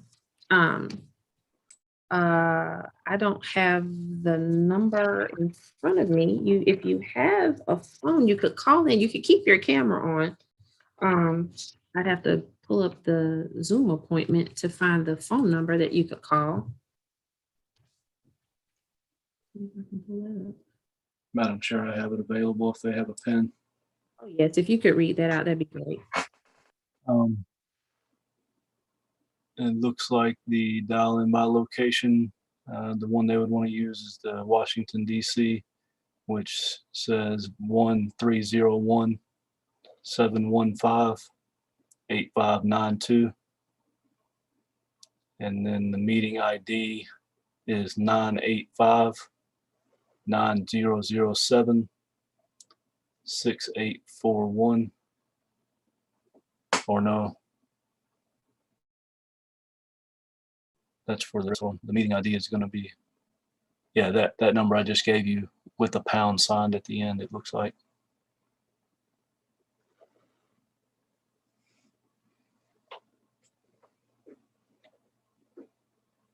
And Gio, maybe somebody from technical support could correct me if I'm wrong in that number,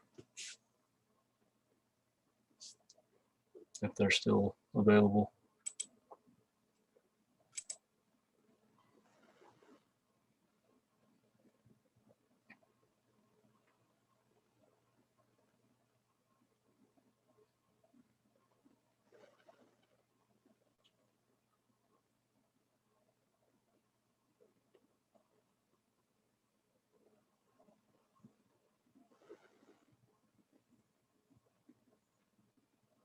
Then you may need a passcode after you type in that meeting ID, which looks to be 576461.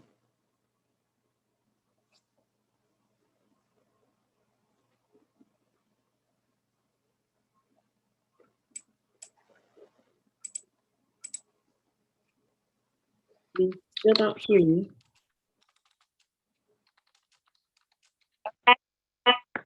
Are you there? Yes, but now what you're gonna have to do is mute your computer. I'm thinking that's what you're gonna have to do. Yes, ma'am. Okay, hold on. Is that better? Good grief. We hear you, but as an echo. All right, is that better? Yes. Ma'am. Okay. Hold on, we still hear a little echo, but we'll see. We'll see what we can do.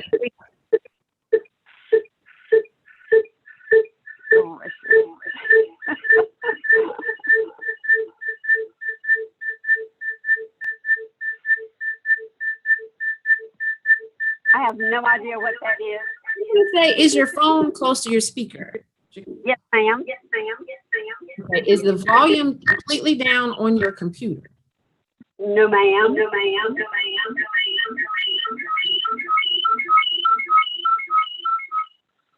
Is that better? Yes, ma'am. Okay. All right.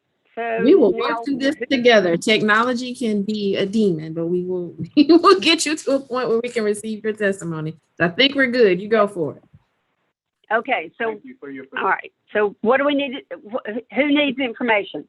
Well, before you provide any information, thank you, Mr. McLeese, I will need to swear you in. Now, are both of you going to speak? Because if so, both of you raise your right hand. Yes, ma'am. Okay.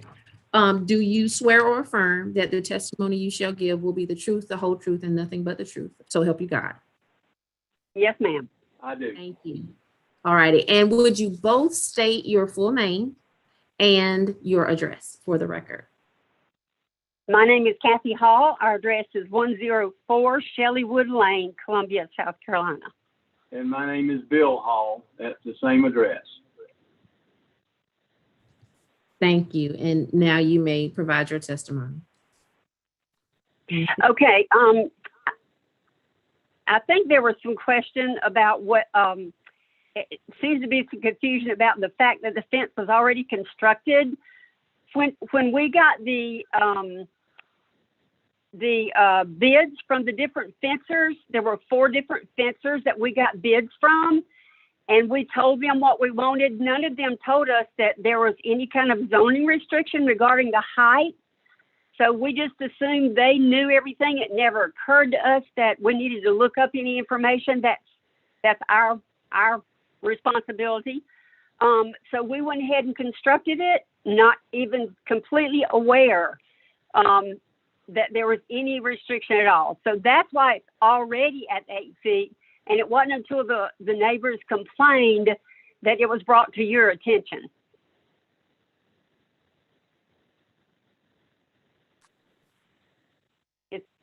Are there any other questions regarding that? Well, you get a little more time for your testimony, and then we can ask you questions because we don't really go back and forth. But if that's all you want to offer at this time, we can go into asking you some questions. Yes, ma'am, that's all. Okay. Mr. Spearman?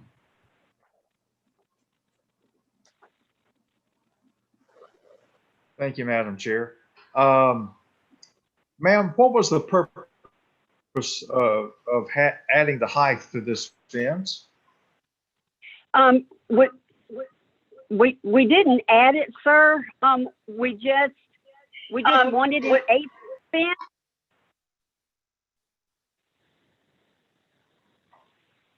We just wanted the privacy to be at that height based on the way our land and our lot was compared to the others. And Mr. Hall has it. Mr. Spearman, the way that our house is situated, we're at a lower level on the hillside than the complainant's home. And we felt like after red tip bushes had died off and everything, we could stand on our back porch and see houses 3 down, see the TV in their room. So we felt like it was necessary to have a fence at the height we constructed it in order to have any degree of privacy.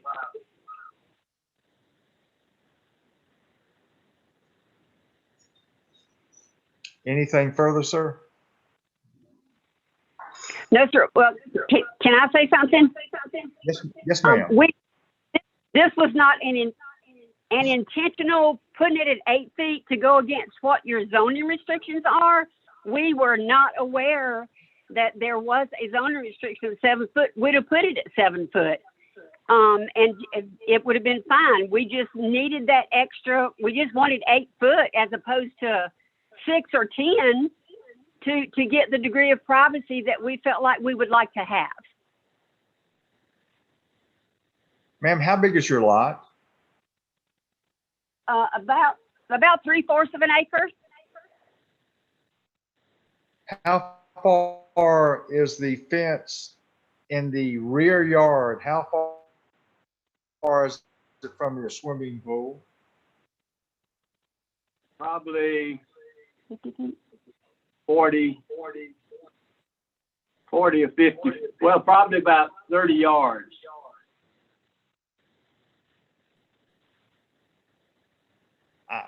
If you have 30 yards to overcome, how would that additional height that you're talking about give you any privacy unless you were right up at the fence itself? Well, it still doesn't award us the privacy we would desire, but it does give us a little more privacy than if it were down at the 7 foot level. And one of the things that we tried not to do was to back off of the property line some in order for that fence not to be so imposing or anything like that, even though we, as my wife said, had no idea that we were in violation of the ordinance when we put it up.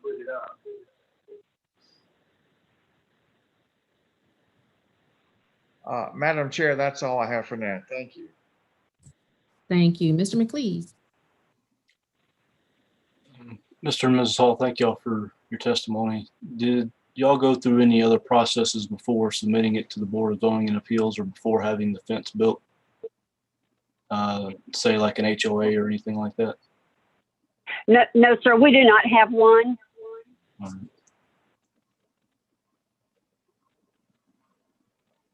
And so I'm hearing this correctly. The process was y'all wanted a privacy fence and y'all consulted some 4 fencing companies and none of them were aware of the ordinance. And then y'all told them what kind of fence y'all'd like and they built it to what they thought they could do. Is that correct? Yes, sir, that's exactly right. All right. That's all I had, Madam Chair. Thank you. Can we go back to your last question again, Mr. McLeese? Just for clarification, I had a little bit of a technology issue. And maybe my question is a little different. You tell me if it is, but did you specifically request that your fence be constructed at 8 feet, or did you request a fence for privacy and they constructed or gave you estimates or whatever for a fence that was constructed at 8 feet. No, no, ma'am. We requested 8 feet. Okay, All right. thank you.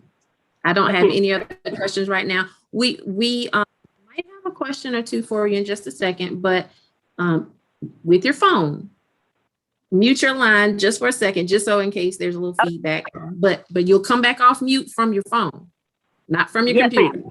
Okay. Yep. All right, gentlemen, do you have any other questions of Mr. Price, or just anything else for the Hall family? Mr. and Mrs. Hall, I just want to let you know, number one, I appreciate your testimony as well.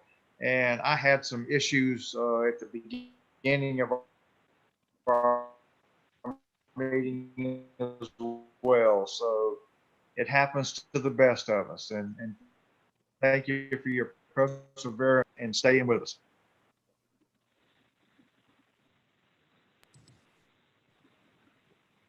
That came through a little robotic for me. Were you all able to hear him? Yes, ma'am, for the most part. Okay. All right. Anything else for the Halls? No, ma'am, I have not.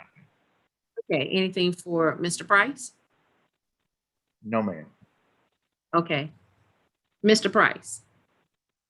Want to go back to the question I asked about measurement. Now, the Hall family has explained that they requested an 8-foot fence.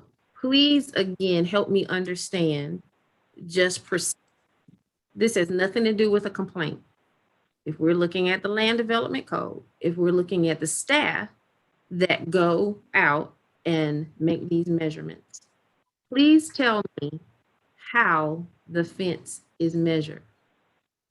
All right, so you measure the fence. Make sure I'm looking at this with you. Sorry. You measure the fence. Essentially, it's the fence from the bottom of the fence to the top of the fence.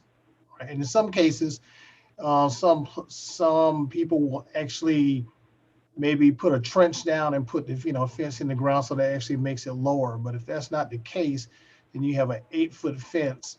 Then you measure essentially what is from the grade of the ground to the top of the fence.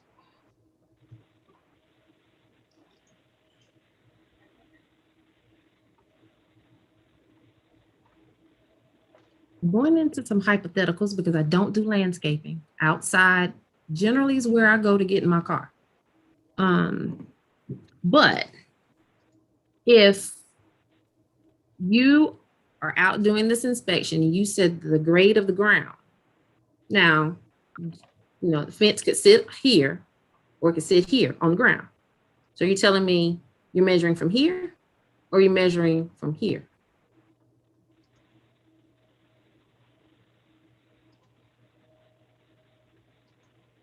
I'm sorry. Could you do that demonstration? Oh, sorry. Can you do your demonstration again?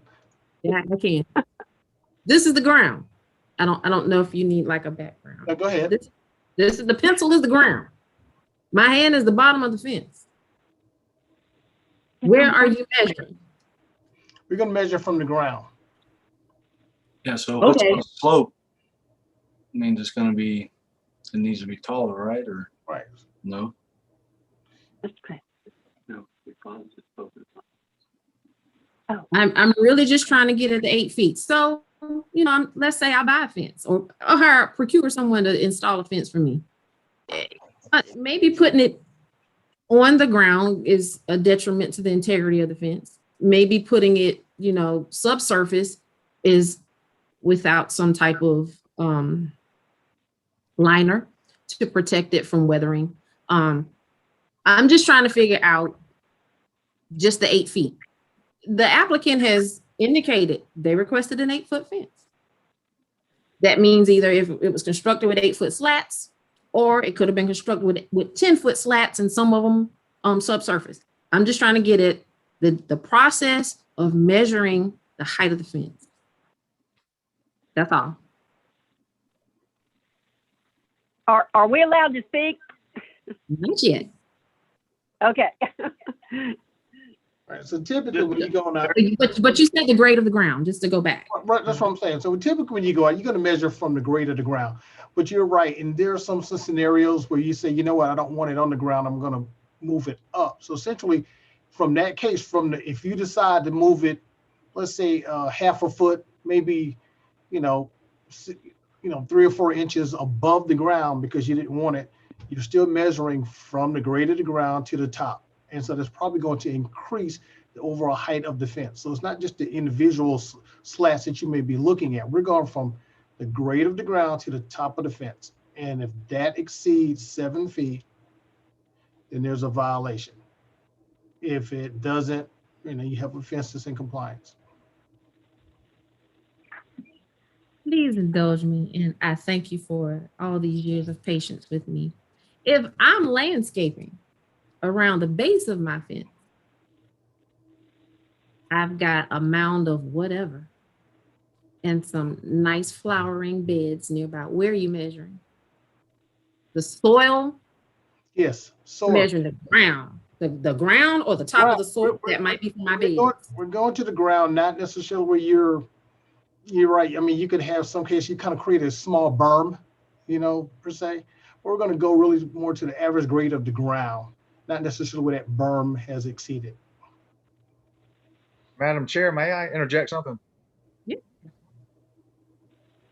If I'm not mistaken, it states in the land development code, or it used to, it states from finished ground level. From finished ground level to the top of whatever you're measuring. Just 1 second, Mr. Spearman. Ms. Hall, if you just mute your phone, I think that's why we're getting a little feedback. Just your phone, don't. Go ahead. She's been muted. Down. Okay.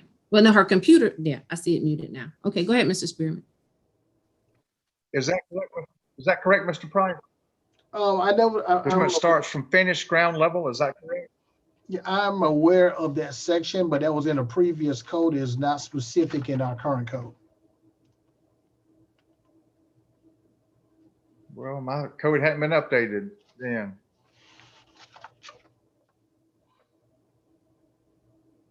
Does it give any measurement or how it's measured in the current land development code? No, sir. If it doesn't use that language? I don't see that particular language. Wait, hold on. Let me see.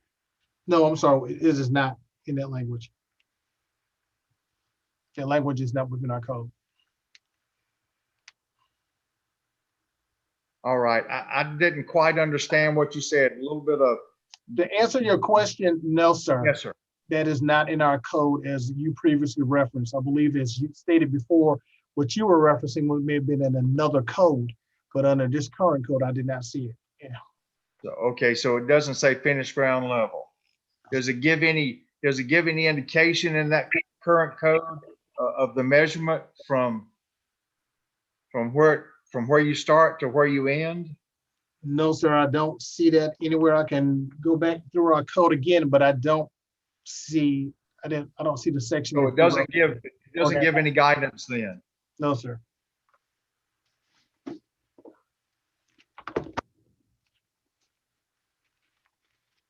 Any other questions for Mr. Price?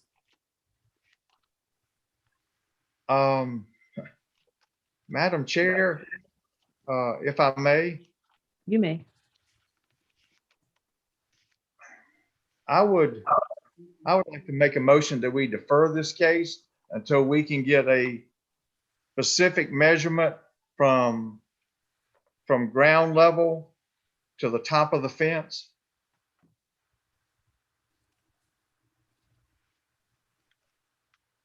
I understand where you're going, which is why I asked the question about the process and the procedure, because I think there are times when the spirit and tenor and letter of the law in the practice of determining compliance might be a little off. So that's why I don't clearly understand where you're measuring from. If you're measuring from where, if no bedding was there, if it's the hard ground, if you're measuring from, if there's anything else surrounding the fence, are you measuring from there? You said. Did the code enforcement officer that went out there measure in different areas to get some type of indication if it was higher or lower in one area or to the other area? Does that make sense? I You know what I'm saying? and I would need to check with the code enforcement on that. However, during a visit to the site and also in the pictures that were presented, the fence actually looks relatively uniform going along the rear property lines.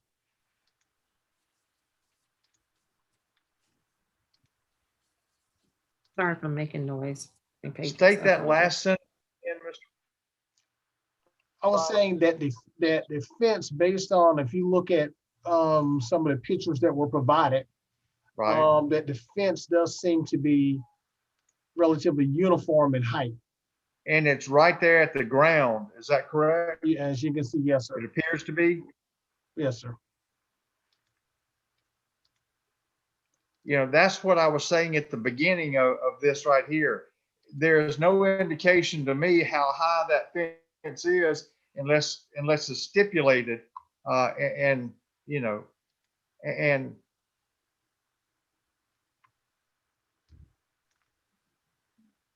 I wish there was some type of a tape or whatever, you know, where we could see exactly what the code enforcement officer was talking about as far as his or her measurements.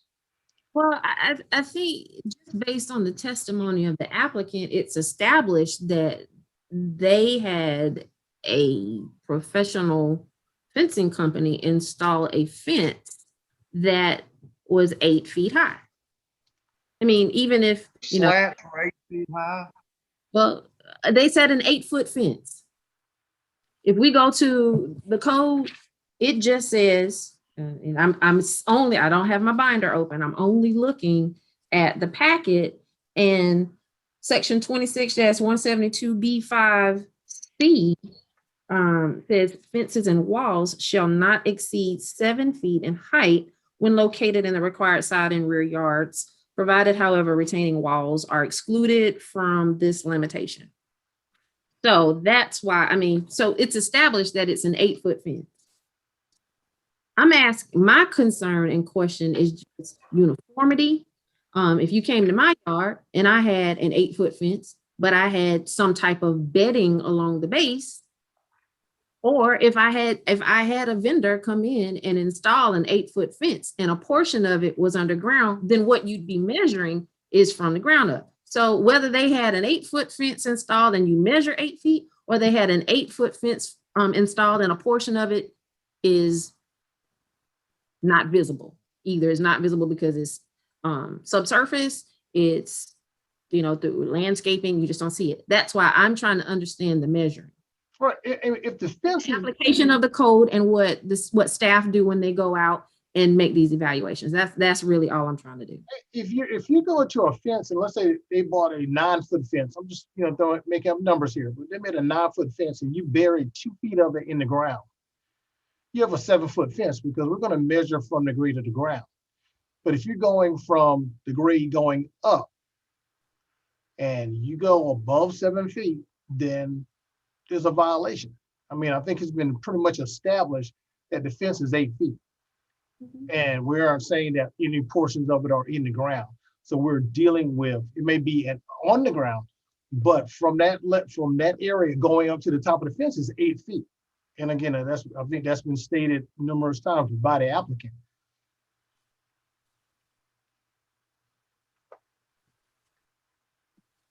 One second. Madam Chair, I've got a question for the applicant, if I may. Yes, sir. And Ms. Hall, you can come off mute now with your phone. We hear you. Okay, Mr. Spearman.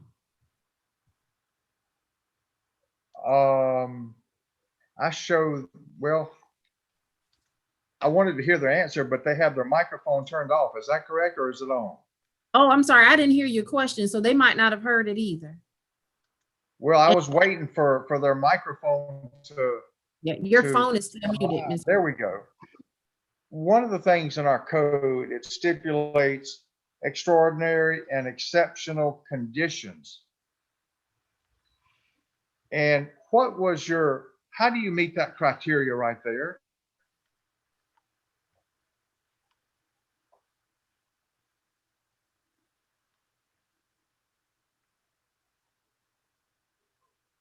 Okay, Mr. Hall, just 1 second. So you unmuted your computer and your phone is still muted. So your microphone wasn't working well on the computer. So before you come off mute with the phone, let's make sure we put your computer back on mute, your microphone on mute, not just the volume down, but both microphone and volume down. Because we'll get the feedback if you don't. So we still don't hear you. We need you're gonna have to talk using the phone. But if you mute your computer again, your phone is still muted, but you need to mute the computer. Okay, now go to your phone and unmute the phone. It's not unmuted yet.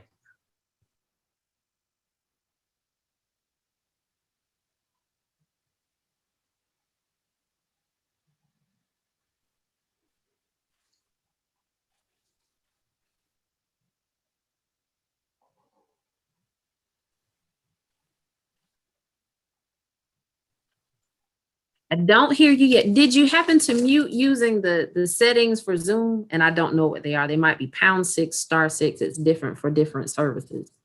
Or did you just mute your phone?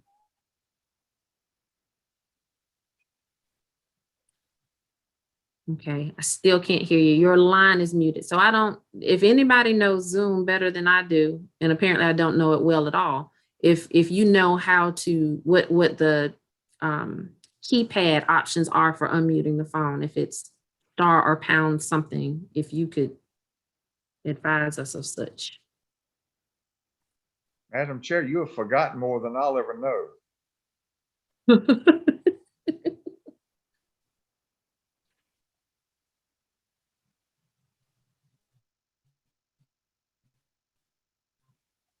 Mr. McLeese is Googling for us.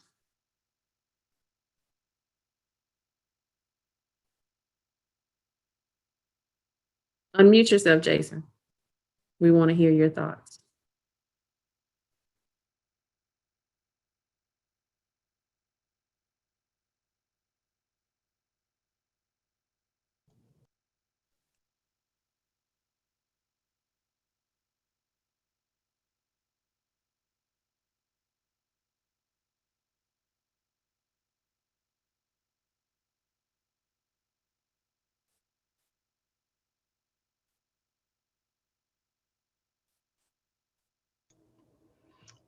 I have Ms. Hall on the county phone. I was wondering if everybody can hear her at this time. If you would say something. Ms. Hall? No, her phone Yeah, I think has to be muted she in switched somewhere. over. Can you hear me now? Okay. Gotcha. Good. All right. Ma'am, what are your extraordinary and exceptional conditions that you would have? That's a bar that you have to meet. Yes, sir. Can I answer that question? I don't know if it will be considered exceptional or whatever, but because of the relationship that had developed between the neighbors and ourselves, we felt like we needed a privacy fence that high. We used to have bushes all the way around our property, but those were illegally cut in some of the areas, and it just totally exposed us to about 4 houses behind us. So in order to get that privacy that we felt like we needed and protection, because we had been threatened, and there's been vandalism, there's been trespassing, those are the exceptional reasons that we can give. Too much feedback, Madam Chair. I did not catch that. Go ahead. Yeah, I was gonna say, I got it. She was saying based on the relationship with the neighbors, for security reasons, there had been some vandalism as well and trespassing. that they felt like they needed the extra height for extra security and privacy based on the relationship with the neighbors. And they felt that made it an exceptional condition. Yes, ma'am. And I might add, we were trying not to bring all of this into focus, but the same neighbor that lodged this complaint came on our property and took down 153 feet of my chain link fence against my opposition and my will. We got attorneys involved, but even as late as a month ago, he trespassed again and tore down no trespassing signs we had inserted on our side of the property. So the relationship between us and the neighbor is the extraordinary condition. Have y'all contacted Richland County Sheriff's Department and had We have had them out here reports made? 4 or 5 occasions, and That's a legal issue. We've already been through the judicial system, sir, and they were not able to resolve the issue. Okay. Did you take these people to court? They're telling us that we have to go to magistrate's court now. Yes, ma'am. That's what I was saying. Did you take these folks to court?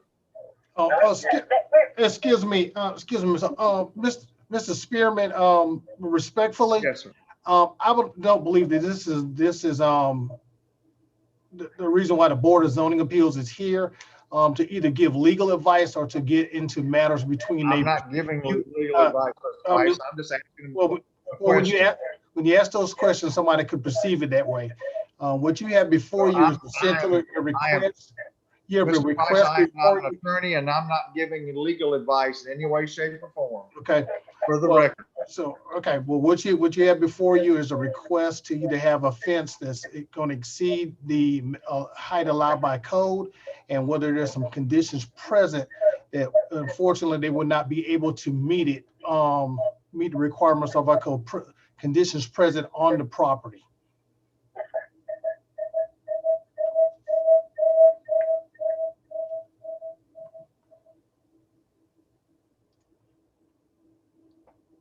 Mr. Spearman, did you have any other questions at this time?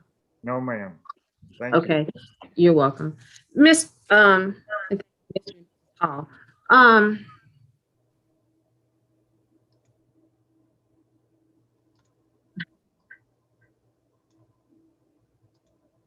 Mr. Price,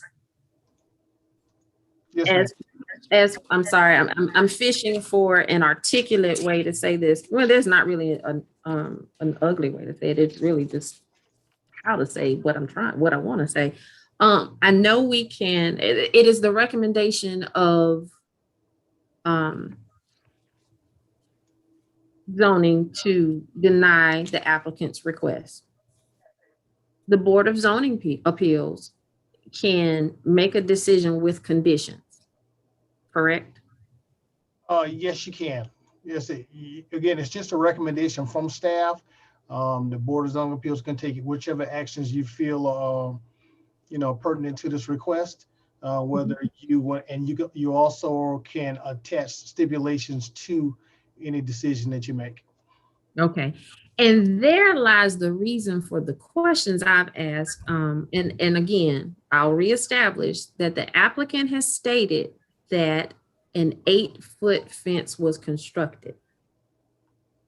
If it was the decision to approve the request, I'm trying to understand what conditions would make the fence either compliant or what conditions would be appropriate, which is why, but I'm not saying that's my position. I'm just trying to process the letter of the law and the application of it. So that's why I asked the questions about measuring. So just one last time before we go into discussion, if this fence, I'll be very specific, if this fence system had anything at the base of it, mulch, I don't do outside work, so my terminology is going to be way off. a mound of sand, just whatever was ornamental and made it very pretty on either side. A forest full of straw. Where would you be measuring from? And let me be demonstrative one more time, because you know visuals are important to me. If I had this tape measure and I had this ground, where are we measuring again? Are we measuring if I have bedding around the fence? Are we sticking this tape measure all the way in my bedding and it's hitting the ground, or is it the top of my bedding? Is that where we start the 8 feet? Just ask what your staff would do when they're out doing their evaluation. All right, so if you're talking about where there's somebody put up some mulch, or like I said, a small berm or ornamental berm or some flowers or something, we will go actually with the actual grade of the ground, not necessarily where the mulch is located or any type of flowers or plantings. We're going to go with the ground.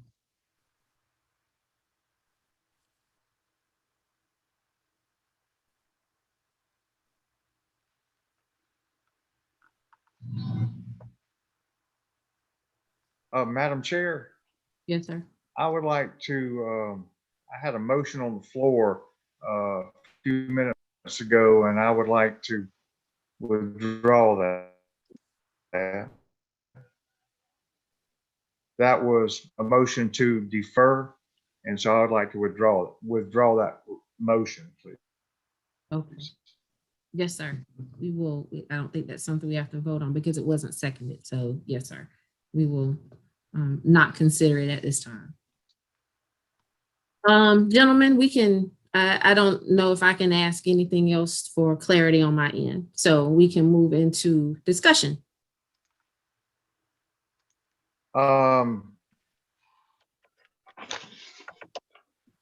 They did not articulate in any way, shape, or form extraordinary or exceptional conditions for the purpose of building this fence or the height of this fence in regard to the land development code.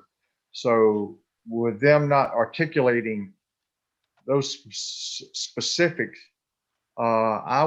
me personally, I would vote to deny this variance. Mr. McLeese.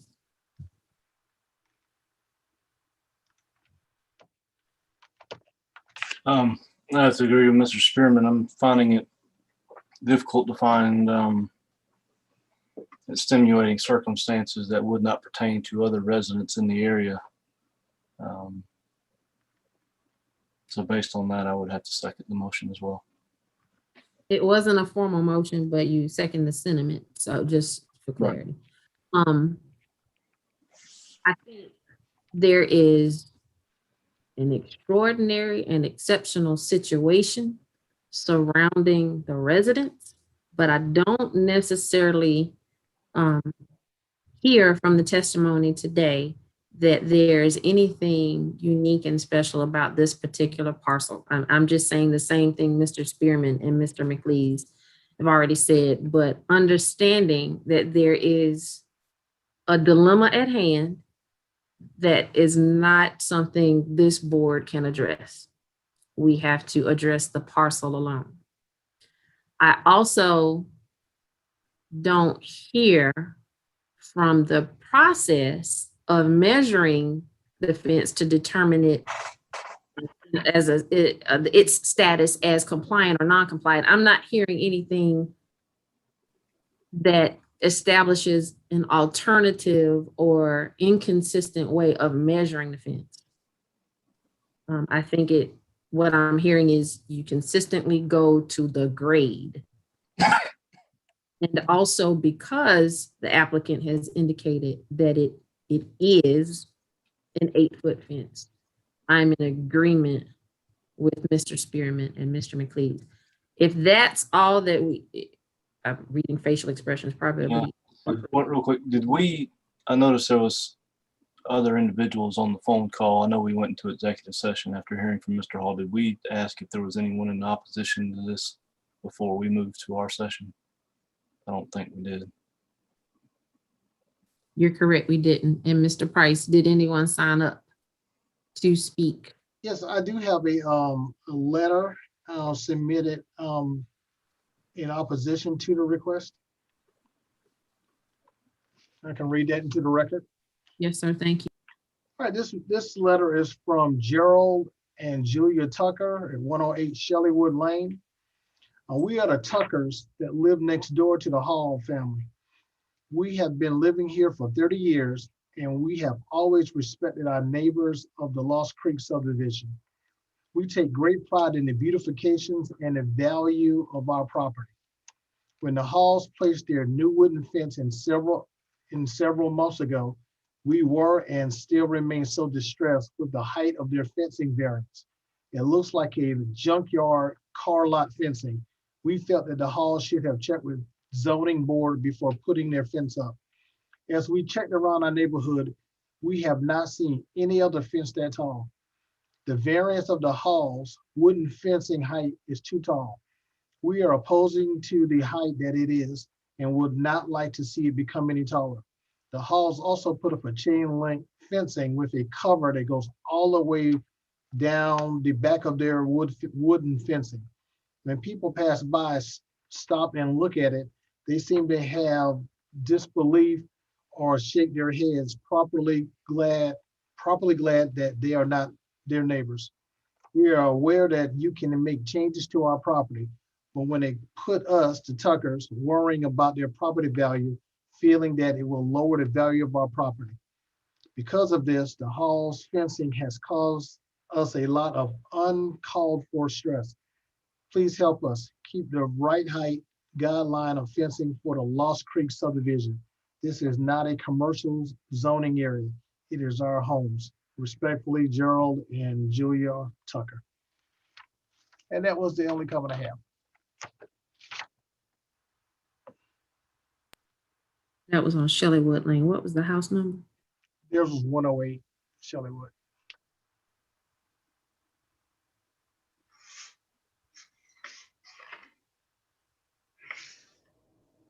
Thank you. Based on that testimony, just to be fair and consistent, is there any other discussion, Mr. Spearman and Mr. McLeese, that you would like to have with regard to that? Now, also, Yes, ma'am.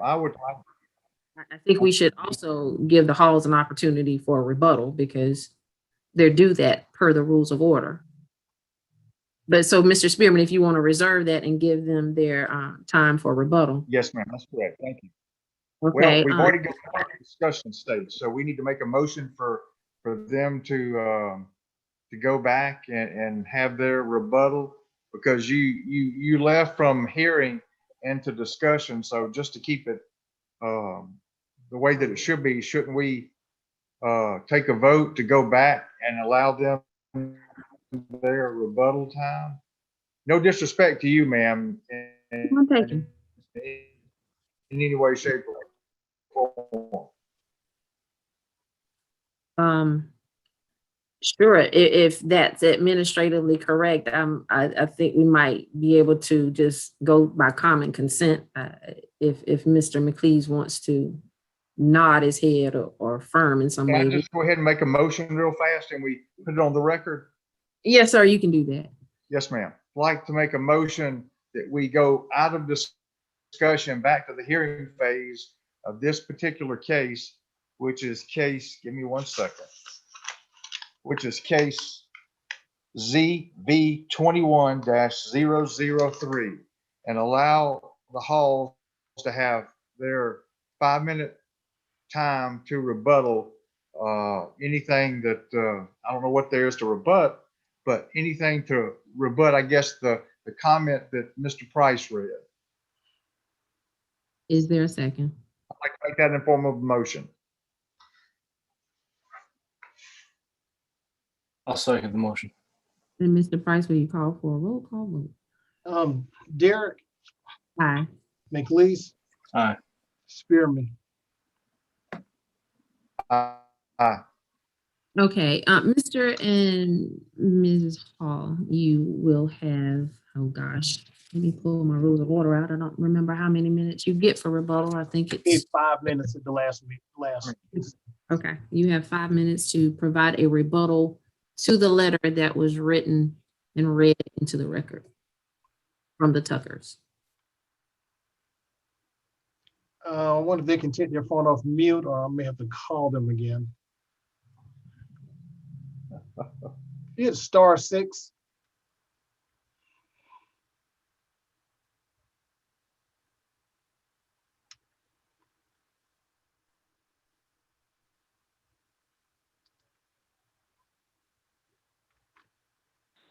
Okay, can you hear me now? Yes, just turn your computer down all the way. Okay.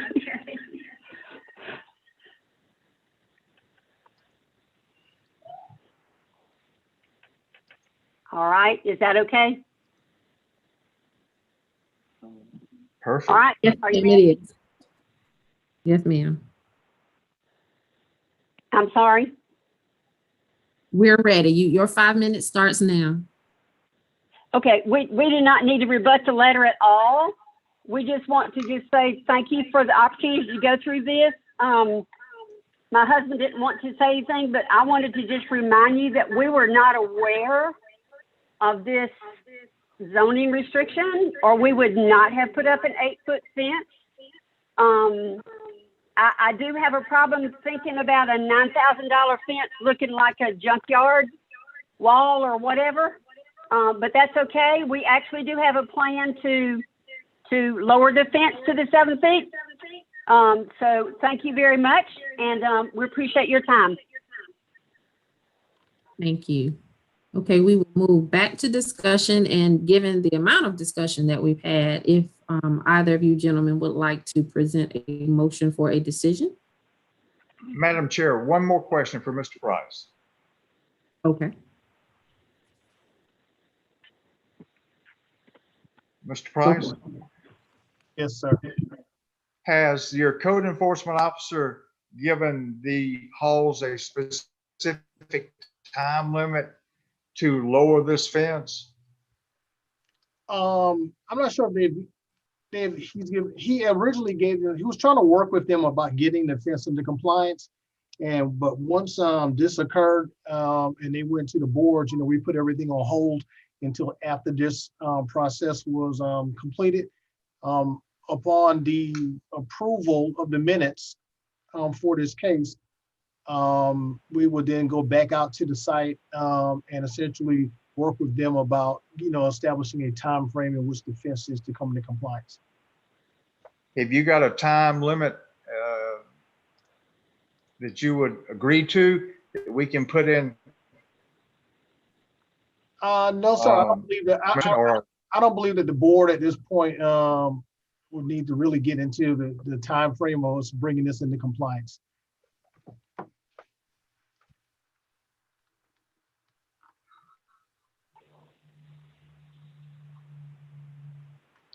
Okay, Madam Chair, thank you.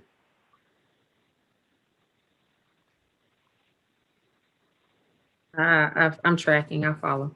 Okay, as such, again, if Mr. McLeese, out of fairness, do you have any other questions that you'd like to present to Mr. Price? Okay, thank you. Would either of you like to make a motion at this time?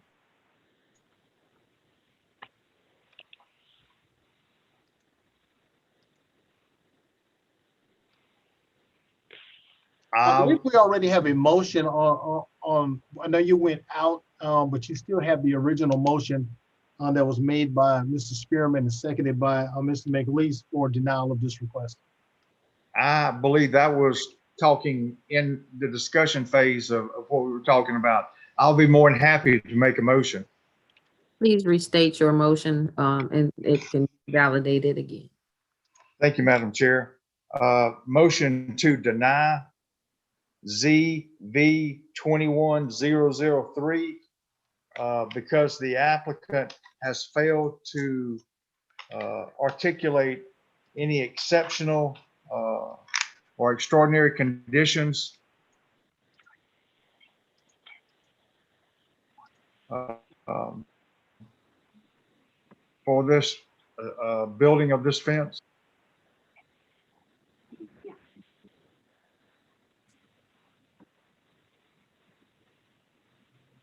Did you hear that, Madam Chair? The last part kind of broke up. Did you say for the building of this fence?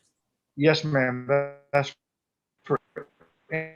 In the construction of this fence, they failed to articulate any exceptional or extraordinary conditions that would allow us to approve this.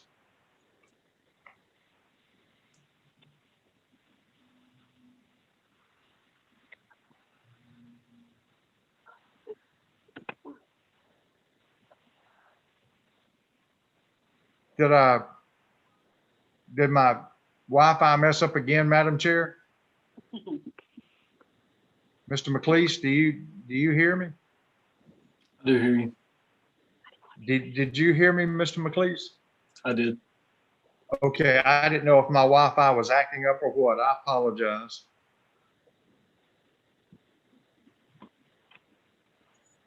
Do I need to finish anything, or did y'all? No, but because the meeting minutes establish, the decision once approved, say your motion one more time, because for me, it might be my connection. You went out a couple of times.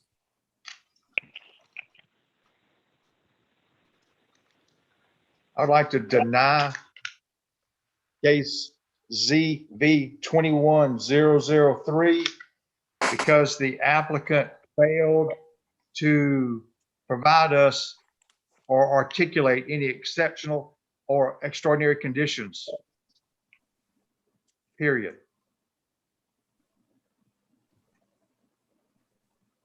Is there a second? I'm sure I'll second that. Thank you. Mr. Price, will you call for a vote?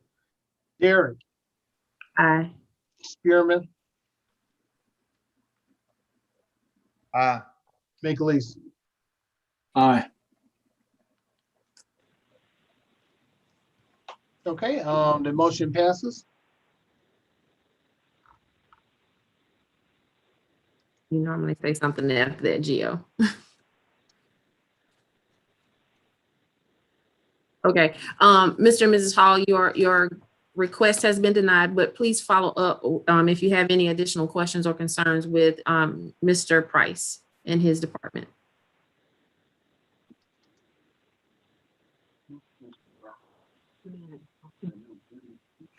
I want to make sure we hang up all the lines or they're muted. Neighbors have said anything about that fence back there. You didn't say that, did you? You did.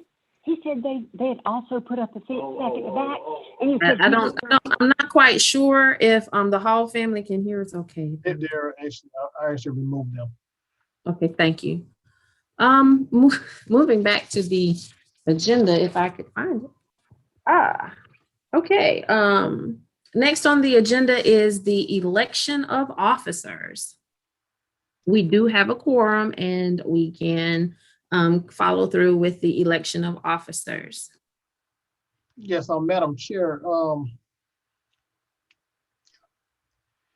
I know normally we do have the election of officers that normally our first meeting of the year. Unfortunately, and I guess fortunately, we really didn't have a lot of cases, so it was a little later on. And I'm not sure if you want to state, what's happening with you and why we may be going, why the need for this at this particular time. However, may I say just in short, that currently you serve as the chair and Mr. McLeese serves as the vice chair. So while the three of you could go ahead and do an election for a new chair and a vice chair, you could also, I guess we could also defer this until we have maybe hopefully the other two members that are currently on the Board of Zoning Appeals present. And in your absence, Mr. McLeese will automatically serve essentially as the chair, due to that vacancy. So those are two, just one point, you have a couple of options. 2 quick points. I think that was what the point Mr. Spearman was trying to make at the very beginning of the meeting when we were approving the agenda with corrections. If we want, I'm stammering over my words only because the colloquial cat is out of the bag. If you want to do other business first, or if you want to wait until next month and we just, obviously the agenda would be a bust because we will just defer. We could have said that at the beginning. So if that's fine with you all, it's fine with me. No problem at all. And that way we may have more people present. The other 2 gentlemen, and maybe some vacancies filled. Correct. All I heard was Madam true. Chair wants to continue being That- Madam Chair, and I am perfectly okay with that. So I would love to defer till next meeting.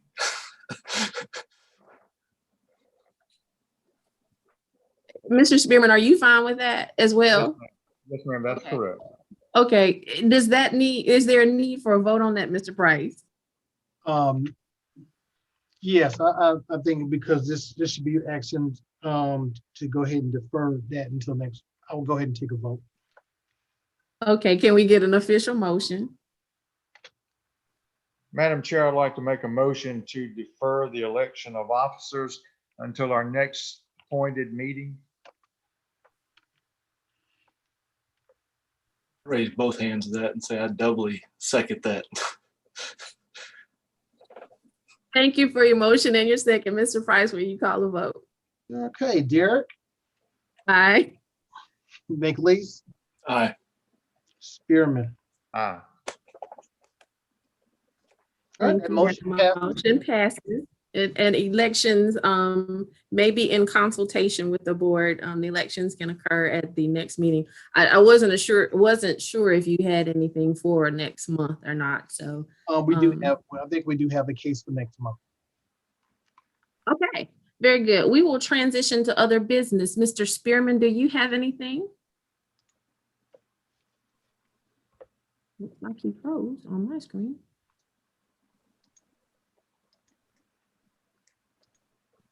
I don't think oh, you're muted. Sorry. I would like to defer my comments to before we adjourn. And I don't have any other business to bring before the board. Okay, Mr. McLeese? I don't have any other businesses this time. Thank you, Madam Chair. Okay, well, I do. So I'd like to read something into the record. It has been my pleasure to serve on the Richland County Board of Zoning Appeals since April 5th, 2016. I appreciate the patience and tolerance of Zoning Administrator Gianara Price, Assistant Zoning Administrator Tommy DeLage, and the exceptional staff serving Richland County's Planning Department, as I am sure I've bombarded you with numerous questions and procedural, administrative, everything. So I appreciate your patience with me for these 5 years. I have a tremendous respect for every member that has served with me over the past 5 years, particularly my cohorts and compadres, Mr. McLeese and Mr. Spearman. Basically, Jason, I think we kind of came up through the ranks together. Our appointments were timed very closely, and I've enjoyed tremendously serving with you. Mr. Spearman, who begs me to call him Mike every time I call him Mr. Spearman, I have a lot of respect and deference for you. I can't fashion my mouth to say anything other than Mr. Spearman, but your mentorship and example of service is commendable. And I'm very grateful to have been seated next to you for every single face-to-face meeting in chambers or in any other location for the duration of my time here on the board. On the evening of May 5th, not long after our last Board of Zoning Appeals meeting, the South Carolina Senate confirmed Governor McMaster's recommendation to appoint me as a magistrate in Richland County. And on May 13th, I was sworn in. As such, it is necessary at this time for me to resign from my seat on the Board of Zoning Appeals effective immediately. This has been an amazing opportunity. I appreciate the faith in Richland County Council by appointing me in 2016, reappointing me in 2019, and the support that they've given the board during my tenure. I value this experience. I've worked with a great group of men. They have tolerated me as the only little bossy woman up there on the dais. So I thank you for all that you've sown into me as friends and mentors. And I'd like to say that as much as I would love to stay, it is necessary for me to transition to another seat in Richland County's government with the judiciary. So thank you, guys. I hate Lonnie and Cody aren't here, but I will reach out to them as well and let them know. But thank you for allowing me to share my crazy with you these past 5 years. For me. Thank you for your comments as well. We will miss you. Mr. Eric, where were you assigned as a magistrate? Are you at bond court or? Sorry, Well, go ahead. Yes, sir. Yes, sir. I guess to start, that's where I will be. Yes, sir. As I understand it now. I still bring you my parking tickets.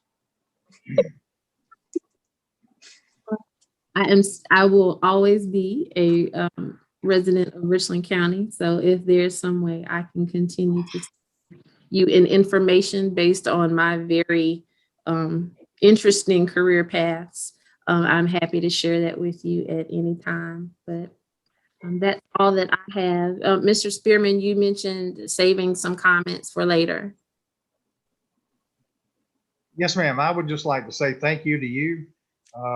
You know, Richland County Council really brought some class to the board when you were appointed, and I'm in it for your appointment. And Richland County is going to be better served by you sitting as a judge in magistrate court. And it's truly been an honor to serve with you. And I always remember you as the nice lady who plays the instruments at church. And I have that picture of you vividly in my mind, and I thank you for that. Well, thank you, Mr. Spearman. I'm going to miss sitting next to you. Thank you. You're the greatest. You really are. Well, thank you. I appreciate that. Well, before I have a moment, I will move to the adjournment. Is there a motion to adjourn? Madam Chair, I'd like to make a motion. Second the motion. Thank you both. Synchronized speaking in seconds. Mr. Price, will you call? You don't want me to say anything nice about you real quick before we go? Well, you have the opportunity to speak now, Tommy. Anybody else? You know, I'm pretty thick-skinned, so I know you might not say anything. Yeah. Mean. No, it's always good to serve with to have members on any of our boards and commissions that you could argue challenge staff and not let us always just kind of wing it sometimes. And I think that you particularly were good about keeping us on our toes and asking your question, and no matter what the answer was, if it was not an answer that you understood, you made sure you asked it again and again to make sure you understood exactly. So, but so it's been great, and so I always try to take the time when I work with staff. Yes, when I work with staff, to work with members of the boards and commissions, that I actually get to learn something from them. And they do help to make me better. And I can honestly say, the lady with the pearls has helped make me better. Thank you so much. That means a lot to me. I do appreciate that. This is not an easy seat to sit in. I've been in compliance enforcement for a long time. And it's never easy to ask questions, challenge authority. But I hope I've done that in a respectful manner and not compromise the Richland County in any way, but hopefully made our applicants understand why our decisions went the way that they did. So education is important. What we do is not easy. So I applaud everyone that sits on the Board of Zoning Appeals, Planning Commission. It's just not really the easiest place to be. But I think Richland County's Rules and Appointment Committee, they find good folk to serve, and I'm glad to be part of that group of select people. So thank you very much. We do have a motion that has been put on the floor and seconded. So Mr. Price, I'm sorry, Tommy, do you have anything? I did. Yeah, I don't have much. I just, Gio summed it up very well for me, but I did want to say how much it was a pleasure to work with you over the years, to get to know you. And then I just want to wish you the best of luck on your next adventure. I know you'll do great. Thank you. And I guess now technically I'll be a coworker. So you don't actually lose me. You might hope for that, but I guess technically you don't lose me. So I'll be around, and all of you have my personal contact information. So don't lose contact at all. Thank you so much. I get the flowers while you can appreciate them. So thank you very much. Okay, so back to the motion. It is on the floor and seconded. Mr. Price, will you please call for a vote? Yes, Derek, Aye. McLeese, Aye. Spearman. Aye. All right, that motion passed for adjournment. We are adjourned. Jason, you're in charge. Feel free to stop by on Wednesday afternoons, first of the month, every chance you get. Unless I'm in bond court. I might be working, but thank you, gentlemen. Y'all take care. All right, have a good one. Go You to. too. Have a good evening.